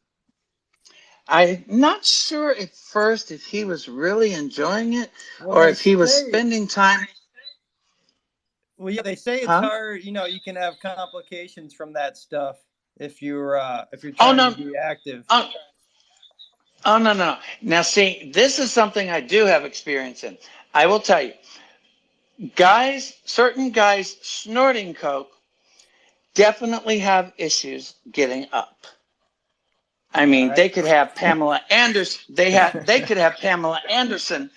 I mean, they could have Pamela Anderson lap dancing on them and still not, you know. However, um, I have from experience noticed that most people who actually smoke crack don't tend to have those same issues as guys do that actually snort. And I'm not sure why that is, but Well, that's just been my history. there's science behind But everything. no, Yeah. yeah, but no. What I was saying is at first I'm not sure he was enjoying it as much as he was just trying to contemplate, you know, what's the benefit, and that was one of the things that I explained to Tucker. There was just always something about it that yes, it's not your first. It definitely wasn't his first time doing it. There's no doubt about that. But I just always had this feeling that it was more about thinking that there was a benefit or something out of it other than just getting off. But he did get off, and I'm not going to lie, I was pretty freaking wasted and exhausted all at the same time. So I had suggested that So I had actually suggested that we drop Obama off and then the driver take me back to my hotel. Only the driver and Obama decided that we do it the other way, that they actually drop me off at my hotel and then the driver takes Obama home. Was the driver watching you guys Which, do this shit? oh no, well, I can't tell you because you know the little partition window that they have there? It Yeah, was up. But I that doesn't noticed. say he wasn't. Yeah, because I can't see him, but he could damn sure be turning around seeing us. Um, but but you know, like I said, it was one of those things. There was no intent on my part. I was just looking to have a good time, pure and simple. Did I know he was a politician? No. The brief conversations that we did have, dealt with that he was married, he was having marital issues. Um, there was nothing about what he did for work other than he was in public service. I mean, how public service could be, you're part of the city trash crew, you know. So, and to be honest with you, it was none of my business. After all, I was in a business where the last thing you do is want to ask too damn many questions. Um, and like I said, it was not meant to fall in love or have a relationship or set up a regular, Friday night meet. It was a quickie. It was enjoy yourself, have fun, and get your ass back to my hotel, which is exactly what I did. I did not expect that he would show up at my hotel the next day. I will tell you that did, in fact, kind of startle me a little bit. I bet that blows my mind, that part. I mean, like, do you think he was strung out all night, just kind of fucking going through the motions? I don't know if it was strung out or if it was something that maybe the limo driver had said, because the limo driver had already been very well taken care of. And I'm wondering if maybe he and the driver had a conversation on the way back into Chicago from Gurney the night before, and maybe led him to believe, that maybe there was some sort of, large financial benefit that, he could I get it. Yeah, yeah. Because somehow what get. did you ever But share what you were again, doing with him at the time? huh? Did you ever share the kind of business you were into at the time with him? Hell no. Okay, I thought maybe he may have knew that and was maybe interested in that. Oh, no, no. There, look, this was in November of 1999. For those who don't know, I was still actually on parole uh, from Colorado at this time. And believe me when I tell you, the few people that did know what I was doing were very well trusted, and I've known for years. But no, I don't and never have volunteered information that is not needed by someone. But like I said, that the fact that he showed up the next night really did kind of throw me aback. And the only thing, and I still think about it to this day, the only thing I can come up with that justifies it is it was something that was said between him and the limo driver, because I don't think he actually stopped at the front desk to ask for my room number, because first of all, hotels won't give out a person's room number. And second, he damn sure didn't call me to get it because I didn't give him my phone number. So for him to show up knocking at my door, the only logical explanation I've ever come up with was that he did get it from the limo driver. It wasn't until 2008, after I had met with a Bloomberg reporter who had done some research on the limo company and their associations in Chicago, that I was informed that the particular limo company had a history of doing business with Tony Resco, who at the time was also quite close and involved with the Obamas. which is a story you guys just have to research because I'm not even going to go into the Tony Resco thing. There's just too much. So he shows up at the hotel. It's just a quick repeat. It's coke, he smokes, I blow, he goes. So he didn't give you any service then. It was just a one-sided affair? Yeah, and I'm glad you asked that because that's another thing. The freaking Daily Mail actually published in an article that I claimed that Barack Obama performed oral sex on me twice. I have never said that. Where is this crap coming from? Yeah. I mean, we see it every day now with these bullshit articles from bullshit sources. So I think that's just what was at play.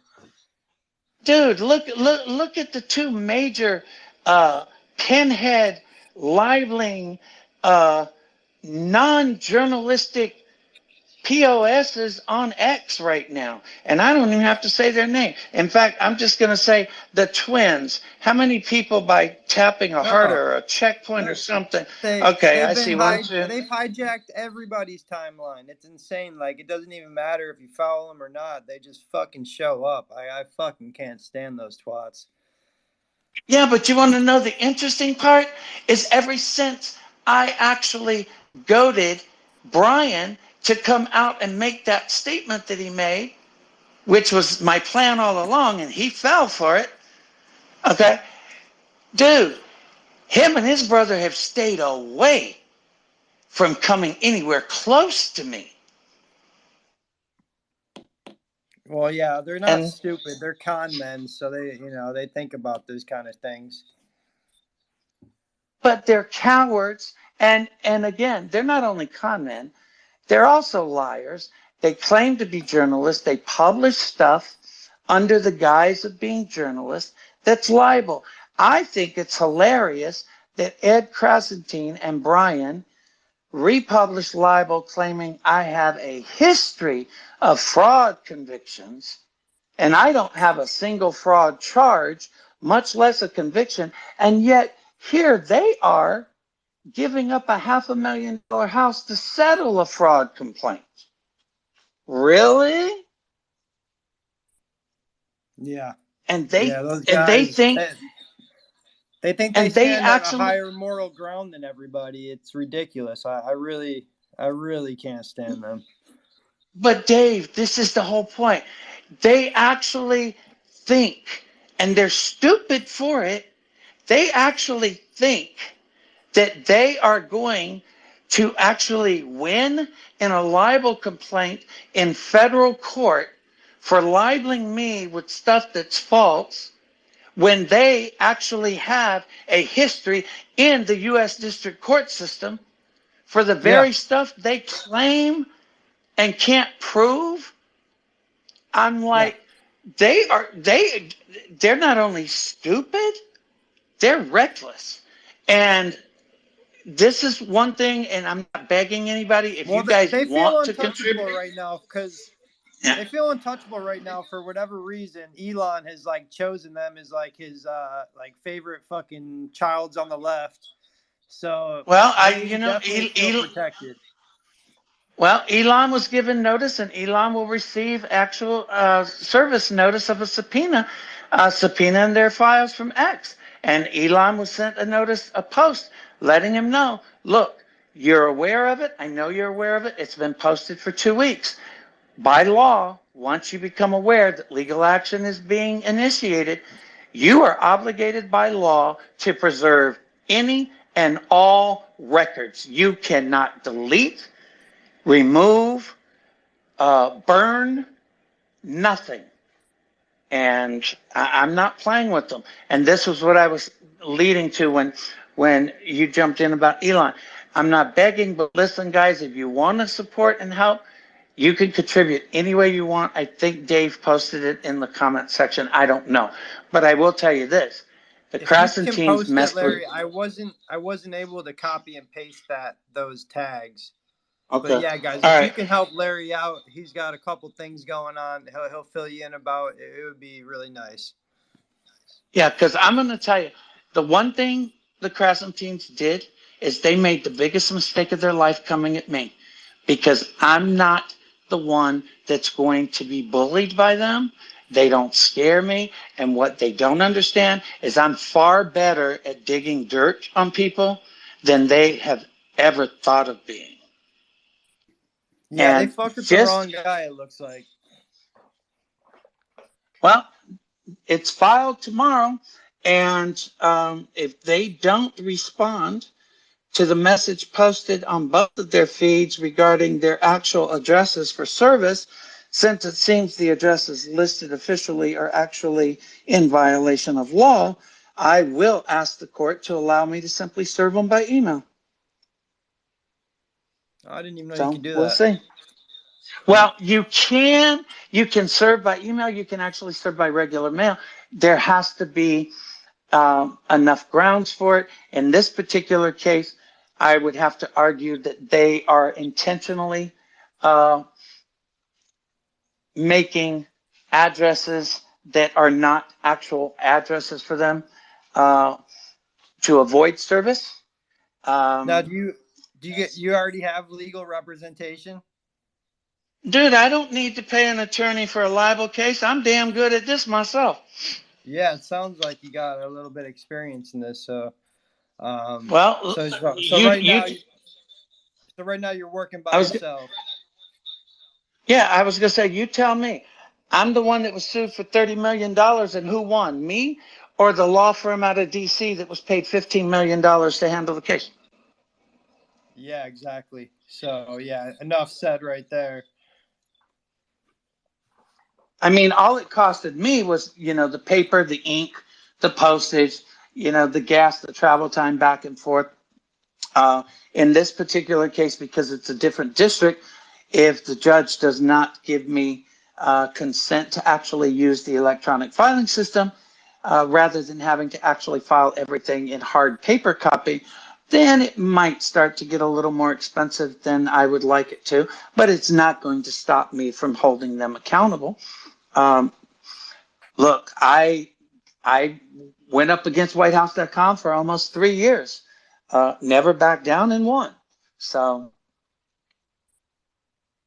All right. Would you like to take any more questions? all right, put somebody on, but I'm muting.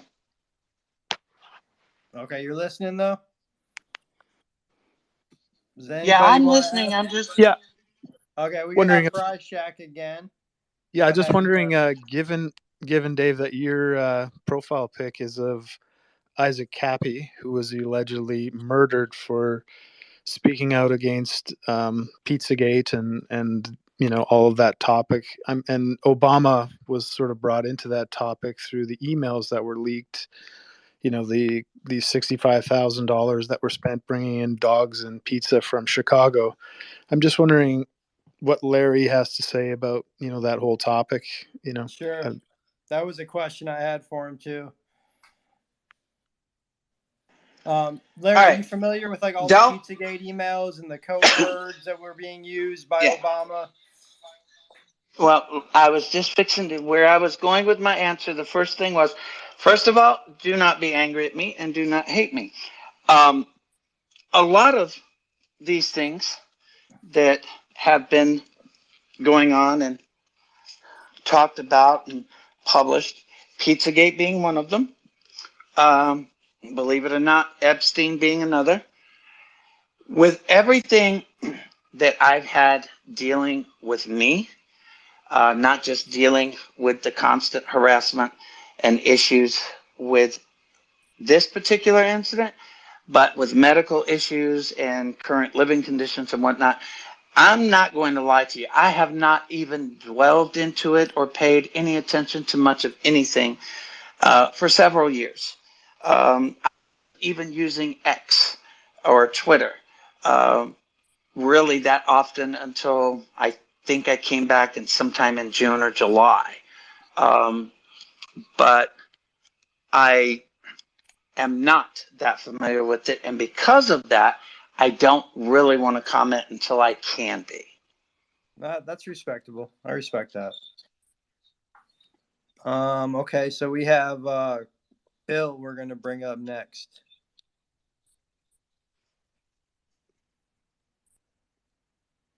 Let's see. Bill, you there? How's it going, guys? Hey, how are you? All Hey, right. hey, how's it going, Larry? Hey, I admire I'm your still courage. alive. I admire your courage, bud. I got one question. I want to get it out of the way. Um, so you've met, Barack. You were aware of his marital problems at the time. What do you believe? Do you believe Michelle's a man or is she a woman? Um, I actually think I answered that a little while ago, but I'm going to say this again. I say she's a woman. Um, I know a lot of people who have known me since 2008 don't prefer that I have that position, but I say Michelle is in fact a woman. Um, and going to something that you actually said when you started your question. Interesting, and I probably should have pointed this out. When I made the statements in 2008 that Obama was having marital problems in 99, everybody and their mother swore up and down that this was the happiest, loved, married couple in the world that never, ever had an issue in their marriage. Even the campaign said that. When I heard Barack Obama a few months ago give a speech and actually tell the audience that he and Michelle were close to divorce in 1999, first I hit the floor, and second, I sent a text to Dinesh and Debbie D'Souza and said, what do you know? It only took them 15 years to come out and tell everybody that I was telling the truth about it. But I say Michelle's a woman. Right on. Thanks, Larry. Mm-hmm. Cleared up a lot of stuff. Any other questions, Bill? Oh no. Hey, Larry, it was a pleasure meeting you. Cappy's account there, buddy. Pleasure meeting you guys. Yeah, man. Yeah, thanks Thank for you. the support. And yeah, I think we got Kate up next. She wanted to make a comment. Let's see her. Let's add her. Hello, Kate. You're on if you can hear us.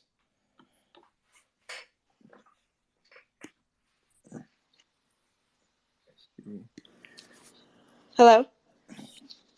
Hey, Kate. She's there. There's a delay, so you can hear me. Okay. Um, First, I want to say I'm actually Isaac Cappy's best friend. I'm one of the last people to communicate with him before he unfortunately passed. And I just found out like who you were. I saw your account on Twitter over the last few months. I'm like, who the hell is LARPing as Isaac on Twitter? But I saw your name is Dave.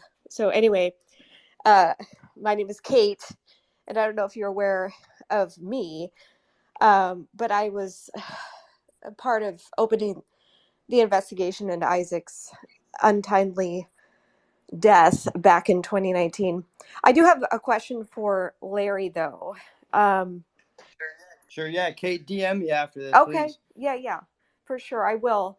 I just wanted to introduce myself because it was interesting that you were who was hosting Larry tonight. Um, so actually, Larry, I've been following you since 2008, since you came out with your story. And I remember when you had your website and you were blogging and whatnot. And I always believed you. As soon as I came across you and your story, I knew right away that you were speaking the truth, and you've always been in my heart since. And I'm glad that you're doing well now, and I'm glad that you've been given more platforms to speak your truths.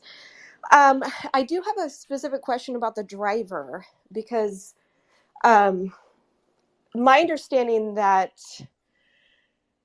the driver who picked you up with Obama, he is Pakistani. Now, do you know if there's any relationship to him and Barack's former friend, who's also Pakistani?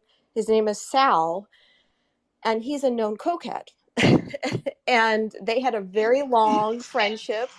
And it's quoted, you could read about him. I think The Guardian put out an article on him and his quote unquote bromance with Obama. But I just was curious if there's any connection between this guy and the driver and how he actually got to know even who Obama was to introduce you to him. Okay. One policy that I have that I've always stated and reiterated is that I don't post or say anything that I can't back up. And I will honestly say that I could not tell you if the driver is related to this other individual. As I had stated earlier, I was not even aware of the connection between the limo company and Obama's friend Tony Rezko until it was brought to my attention by a Bloomberg reporter in D.C. Back in June of 2008, which is interesting, before the press conference. I can say that I think 99% of the individuals associated with Five Star Limo at that time in that area were Pakistani or Indian and were actually related in some way, shape, or form. But again, that's just my opinion. But no, I could not tell you. I was told that the connection was through the limo company's connection with Rezko. That may be what they think and maybe something different, but that's what I was advised of. And that's pretty much all I can say on that one, because other than that, I really don't know.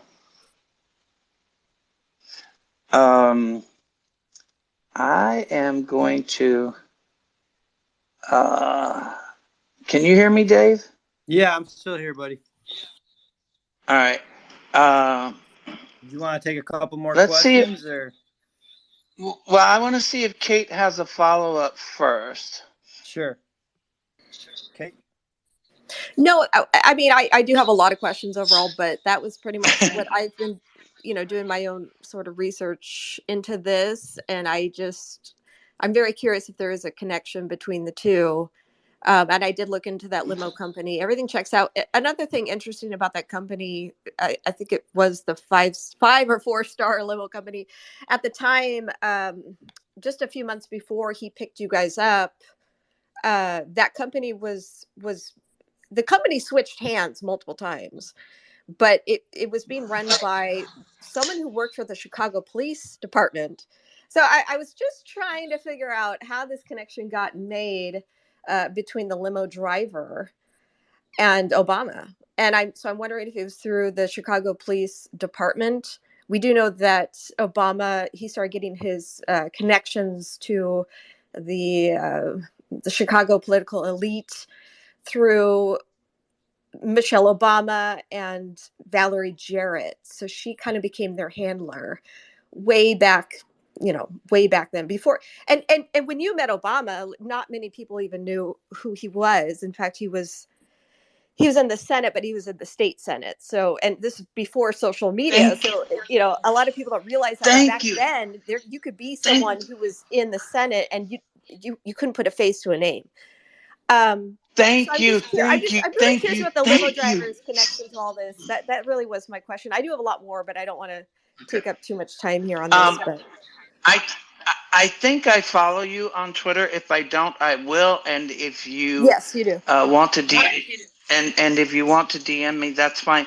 I want to say something on what you just said, because that is something that I think is what allowed so much of the garbage to actually take place and roll for so long, because so many people were convinced that Barack Obama in 1999 was this well-known Chicago figure, and he wasn't.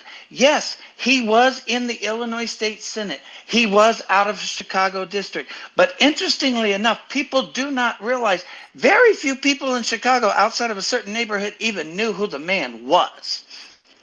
Seriously. Very Exactly. few Exactly. people, yeah. Yeah, I mean, very few people in the U.S., actually, I would say none outside of the Chicago area, except maybe Hawaii or Massachusetts, where he spent some time, even knew who he was before the 2004 Democratic Convention. But, and this is where I think people get the wrong start in trying to listen and weigh these things out and decide whether they want to, believe it or not believe it, because so many people keep repeating, well, what would this famous politician be doing? It's just like that Miller guy with Bill Kristol's website, who said, and what the hell would a state senator be hiring some pig leather hooker? Excuse me, pig leather truck stop hooker, which I thought was interesting because I've never been a hooker.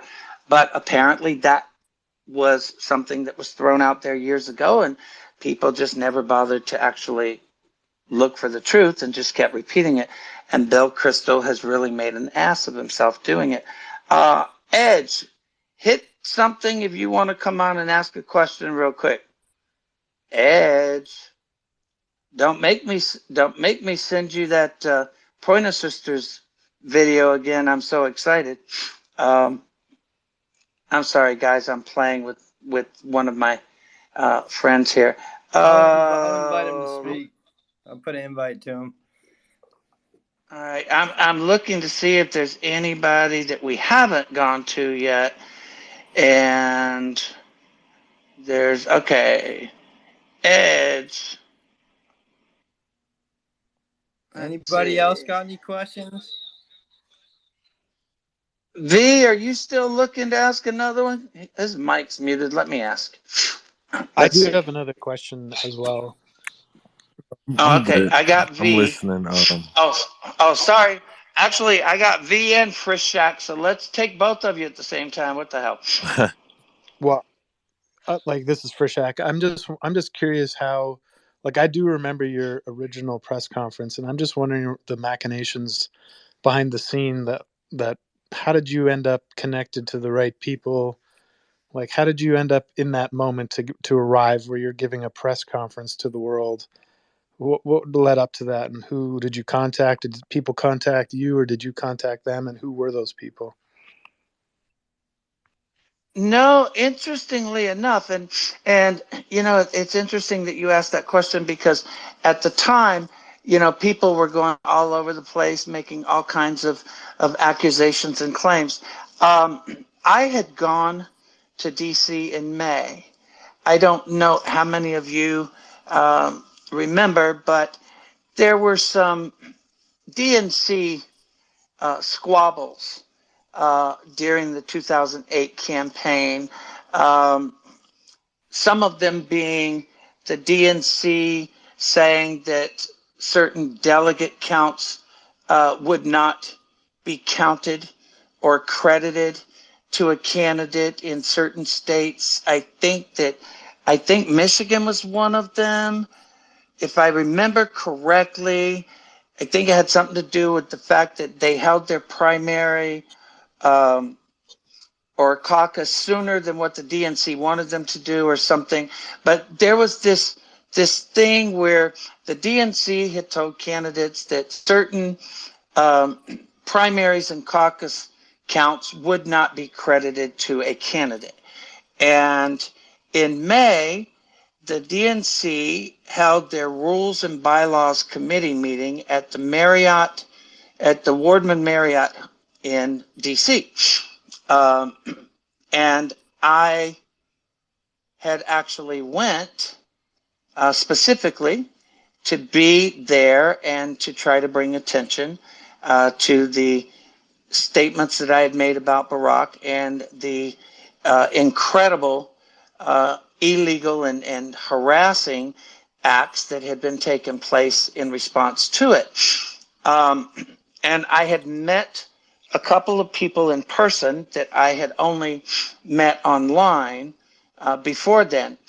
And I was actually having dinner with a couple that I had known for a while. And the idea had just come out that maybe the better way to make this public would be to hold a press conference. And maybe the best place to hold that press conference would be the National Press Club. So I actually contacted the National Press Club for rates. I'm the one that dealt with the press club directly as far as the facilities, what would or would not be needed. And when it was decided and posted, that's when Firedog Lake and Daily Coes and others started attacking the press club, to the point that the press club decided they weren't going to stop me from using the facilities because they really didn't want to refund the monies that they charged. But what they did do, and I don't know how many of you guys actually noticed it watching the press conference video, but if you look at my press conference video, which I actually paid a pretty penny to the press club to actually record, you will notice that there's just a plain wood paneled background. Even the podium, if you pay attention, you will notice is a simple plain wood podium. And if you compare that to other press conferences at the National Press Club, you will notice what's missing. The name, the National Press Club, the logo, everything that you actually pay the press club for in holding a press conference was removed from the room. And interestingly enough, I actually asked them to refund me a part of my fees based on that, which of course they never responded to. But no, I actually contacted the press club. I did, in order to actually rent the space, have to have a member of the press club request or sign off or join with me. And I did have actually two people. One of them was a gentleman by the name of Webster Tarpley, and Webster assisted me in getting the facilities, but insisted that he not be associated with me because he didn't want his political views and his books and whatnot to actually be tied and taint me or my statements about Obama. But we have remained friends over the years. But no, that's how the press conference came about. Okay, thanks. That's very interesting background. Yeah, All I right, was let's go also to Edge. curious. Edge, go ahead. Hey, thank you. I really appreciate your time. Thanks for having me up, everybody. Really just want to take a moment and really point out that Larry is sort of exposing tactics of the national security state at work, right? This is stuff that really you could actually chart all the way back to World War II with the Office of Naval Intelligence. So I'll just specifically cite an example. Thomas Dewey, the individual who locked away John Lucky Luciano, actually, he actually took him out of prison in 1946 on the order of the basically the Naval Intelligence. ONI is what it was called, Office of Naval Intelligence. They had Dewey basically take Lucky Luciano out of prison along with about 100 other mobsters. They deported them to Italy, and basically with the intent of setting up a transnational criminal organization with the intent of it being in marriage with the United States. Thomas Dewey actually went on to become the National Secretary of State for Eisenhower, and he even set up a company at the time called Mary Carter Paint Company, which was headed by the Crosby family, later renamed Resorts International and headquartered in the Bahamas. It pretty much was a CIA front company and went on to fund a lot of organized crime networks, right? So what's my whole point in telling you this, right? Essentially, these are tactics applied by the national security state for millennia, for decades, quite frankly, and sort of keeping a narrative in control. And unfortunately, Larry Sinclair, being an individual who's exposed truths of his own life experiences, become a victim of that exact national security state. So really, I just got to hand it to you, Larry. Thank you so much for taking the time and really the courage and maintaining that perseverance of your same story over time and really exposing these truths to the American public. And I think he's already really detailed the amount of suffering that he's gone through as a result of exposing these truths, right? So that's really what I wanted to highlight more or less, is that there's a whole sort of a veil being pulled over the American public's eyes, and you can actually pragmatically find examples of work and references to prove that, dating back all the way from World War II, right? The Office of Naval Intelligence at the time, which later became the CIA, and which became exacerbated into what is now the national security state today. So Larry is a victim of that. I greatly appreciate Twitter, number one, for really bringing a platform to allow individuals like Larry to speak. And moreover, to Larry and other individuals like himself for coming up and risking their lives to let you know about all this, right? It seems pretty erroneous, but this has been ingrained in American politics really for almost a better part of a century, friends. So this is something we all need to be aware of as American citizens, as citizens across the entire world, quite frankly, because that's sort of the medium in which we're all exchanging our information today. Thank you so much for your time, Larry. I know that we have a spaces with him, I believe tomorrow. I can't wait to talk a little bit more, but won't waste any more time in regards to this space and everyone else's time. Please go to Larry's Twitter. I believe the pinned post there is actually his GoFundMe, right? He has a GoFundMe rolling to essentially help him with all the matters that he's been dealing with, right? So show a little support to Larry, because he is a really good guy. And when you get the walls down, you can see that he's quite frankly a normal individual like you and I, and he's really just trying to help other individuals find success in their own lives, right? And at the moment, that seems to primarily be from the country that he's residing in Mexico, and the people that immediately surround him, right? So very philanthropic, and I'd say kind of an admirable human in that regard as well. So Larry, thank you so much for all your time and efforts. And I know that we're going to break down these walls together, my friends, with this Twitter platform, with, I believe, blockchain technology, and really with all of us as human beings gathering together. Thanks a lot, guys. Thanks, Edge. And yeah, you need to tell you guys, as fearless leader, he needs to let me know what's up tomorrow, because he still hasn't responded. But I'll get a hold of him when I finish this. Actually, Dave, we are almost at 3 freaking hours. You know that, right? I know, dude. We've been fucking ripping it, man. You've been a star, dude.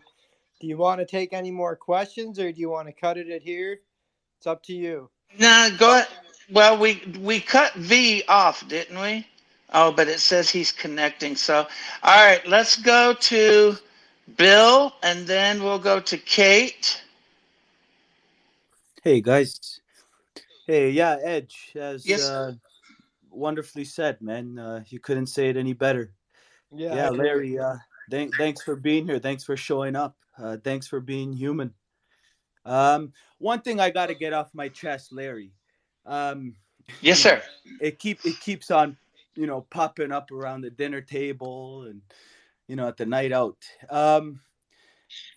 Barry and Blagojevich, was there ever a thing between Barrack and Blagojevich? I don't think there was a thing, but I think they both had dirt on each other. Uh-huh. Yeah, I think they both had dirt on each other as well. Oh, I know damn well Blagojevich had dirt on Obama, and that was the reason that he ended up getting jammed up over Obama's replacement appointment. Absolutely. Because Right. again, it actually goes back to what I have noticed in my own situation, and after I came out in January of 08, the one thing I've noticed is anybody that attempts to make a statement or challenge Barack Obama in any way, shape, or form, the first line of defense for the Obama camp and the supporters are immediately to attempt to discredit, attack someone's character, attack someone's honesty. And they are really good at manipulating and exaggerating histories, especially if there's criminal involvement or convictions involved. You know, first with me, it was I was a racist. Then it was I was a child molester. I mean, literally, people were calling the Tulsa, Oklahoma Police Department trying to report my location because people were publishing that I was wanted by Tulsa, Oklahoma for molesting a 12-year-old boy. They even put a woman online that claimed to be the boy's mother, claiming that she had been looking. I mean, you know, this kind of leads up to something, kind of what Edge was saying. One of the things one of the twins posted, which I thought was interesting, in a comment to Tucker's interview, was the comment was made, this was litigated in the court of public opinion in 2008. Why are we relitigating it again now? And it didn't dawn on me when I first saw the comment, but recently, you know, it kind of hit me. It's interesting that Democrats, left-leaning, Obama supporters, or anybody that just doesn't want to believe Larry Sinclair, it's interesting. They always say, "Oh, the right is smear campaign, conspiracy theories," but yet when my story actually can be used to benefit a Democrat or a Democratic cause, they have no problem bringing it up. A good example, 2018. I'm living in Cocoa, Florida. I've never had an interest in politics. I had just spent 4 years restoring a 6 square block neighborhood that the city had allowed to just go to hell and left the few homeowners that were still living in their owned homes to fend for themselves with slumlords, hookers, drug addicts, and bank repoed abandoned properties. I cleaned it up. I brought the neighborhood together.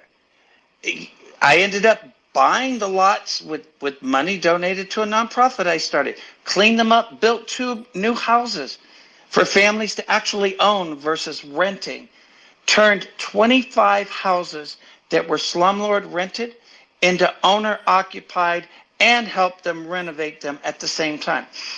So the mayor decided to retire 2 years early because he wanted to run for the Florida House.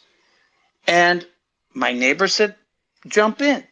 You've done more and got more done in this city than these guys have in the entire time they've lived here, which is true.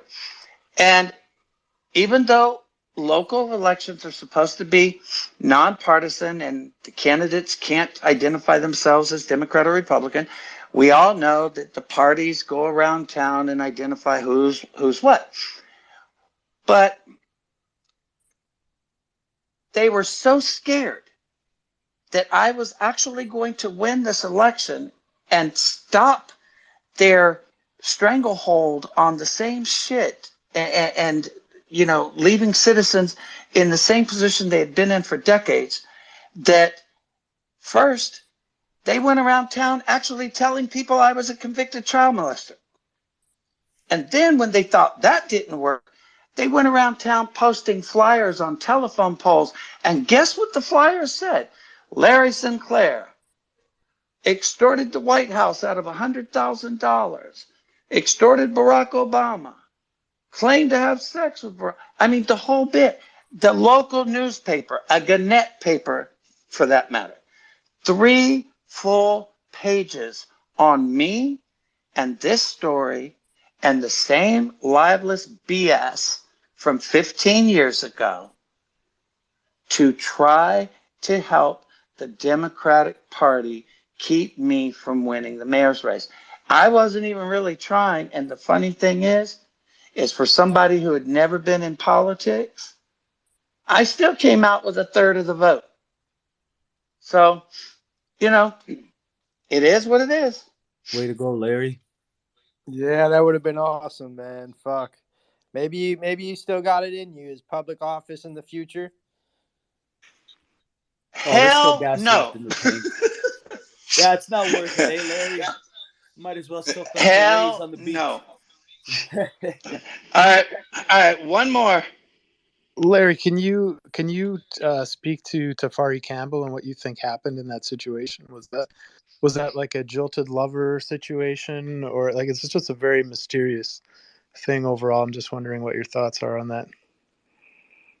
Okay, again, this goes back to what I've said. I don't post or say things I can't back up. I will tell you when I first saw the report, and someone had posted something on X referring to an autopsy. And I actually paid for access to the Boston Globe because apparently it had been published by the Boston Globe. So I actually paid for access to the Boston Globe, went to the article, and read it. And I'm reading this article, and the person that posted the reference to the claim that it was an autopsy report hit it dead on the nail. The article was definitely not an autopsy report because it was actually a witness statement. And interestingly enough is they didn't immediately publish that there was a woman who said that she saw him before he went into the water but could not get to him. Then there was a reference to the witness stating that she had notified a Secret Service agent that was nearby. So it raised questions for me because what was being reported and what was being attributed to an eyewitness, and even the Secret Service agent that she was referring to was actually quoted as stating that he was advised and knew of the situation and had called for assistance. I will say, I'm trying to think of this guy's name. He's on X. It starts with a D. But he actually paid and obtained the initial police report, and he actually published it. And I didn't because I'll be honest with you, financially, I just don't have the means to do that anymore. I used to. I did it in the Donald Young and the Nate Spencer and the Larry Bland deaths, and I'm the one that actually obtained all 3 of those death certificates and autopsy reports because I just felt that the truth needed to be put out there. And I give him credit for doing it because I'll try to find it and link it and comment it to this post. But if you read the initial police report, and the fact that they turned it over to another agency by morning, there's just a lot that's not making sense to me. I can't speak to whether there's a relationship or a personal involvement there, but I can say that it doesn't sit well with me, and it doesn't sound like it's what they're trying to say it is. I mean, I don't know that much about the guy, but from what I understand, he was actually a experienced swimmer and paddleboarder. So I just find it hard to believe that someone falls off of a paddleboard and can't somehow manage to we saw him come swim up. too. they gave us evidence of him swimming, right? There's video of him swimming laps too. Like, give me a break. Yeah, the guy on his Okay. Instagram had videos of himself. He was an experienced swimmer. So none of this shit adds up. So it's just another one of Obama's stories that just do not add up at all. Apparently, he was Well, also I will. naked as well. Well, I will tell you this, and I do not care, and I mean this from all my heart. Look, I don't care who calls who a conspiracy theorist, um, or tries to, put that tag on every single thing that's questioned. Because the bottom line is anybody that doesn't want you looking into something, that's the first damn thing they're going to do. They did it to me. They've done it to me. They continue to do it to me. I've never let it stop me. I thought it was funny that in, 2012, ABC News put out their summer reading list, and they actually put my book as #1 on their summer reading list under conspiracy theories. Hey, it promoted the book. Who gives a shit? Of course, after it was no longer being printed and distributed, but nonetheless, they still promote it. I will tell you this. Do not ever, if there is something that doesn't sound right to you, that you really want the truth on, don't stop looking. And believe me, you can get more information than people realize you can get. People swore up and down that, there would be no information attainable on Donald Young's death. The death certificate, the autopsy report, police report, none of that. And it took me a little while, but I got rid of it. And the same thing with the falsifying and modifying of the NCIC database on May.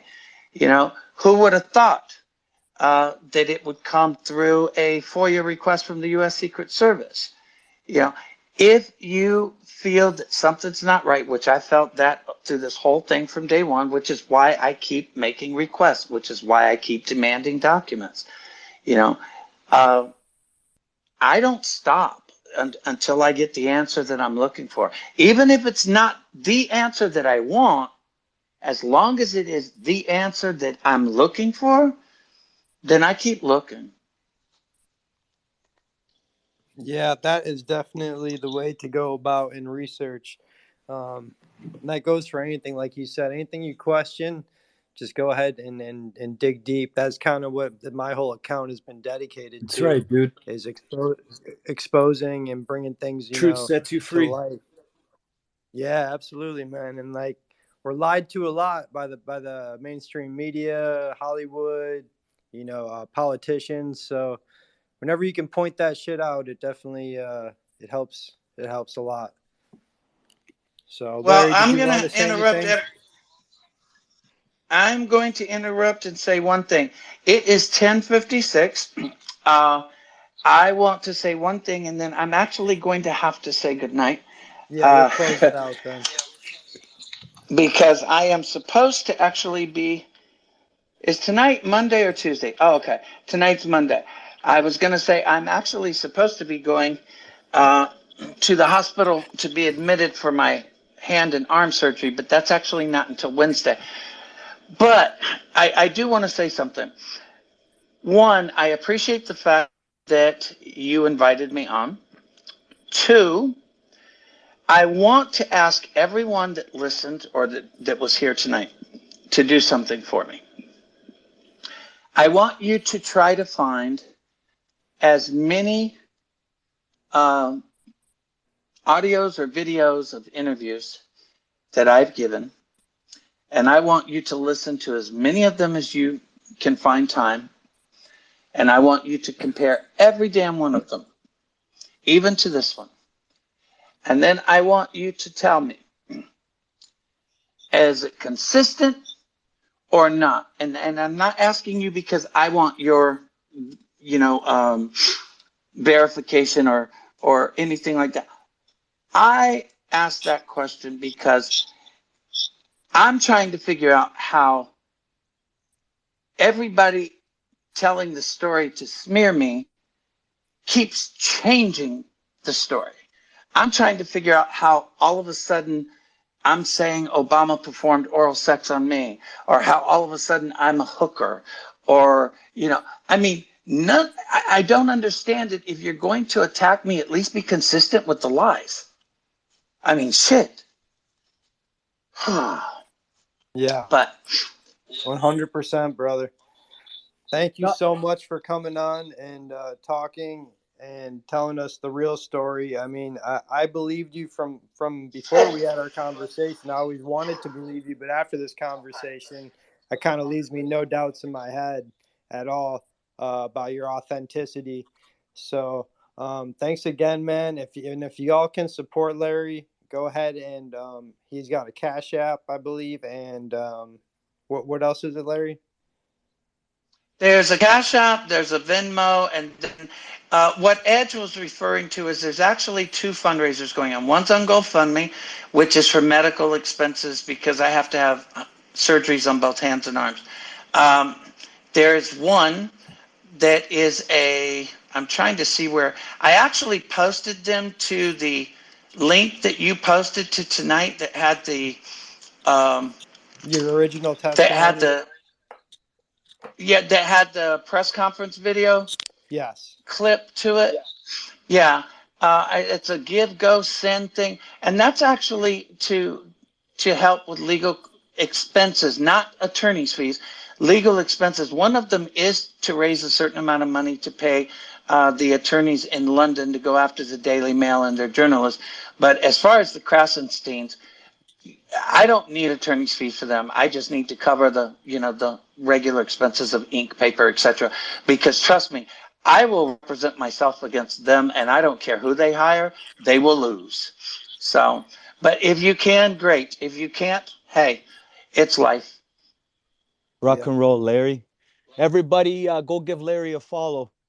Everybody, before we go, everybody make sure to follow Larry and keep a track to all his posts there on the Twins there.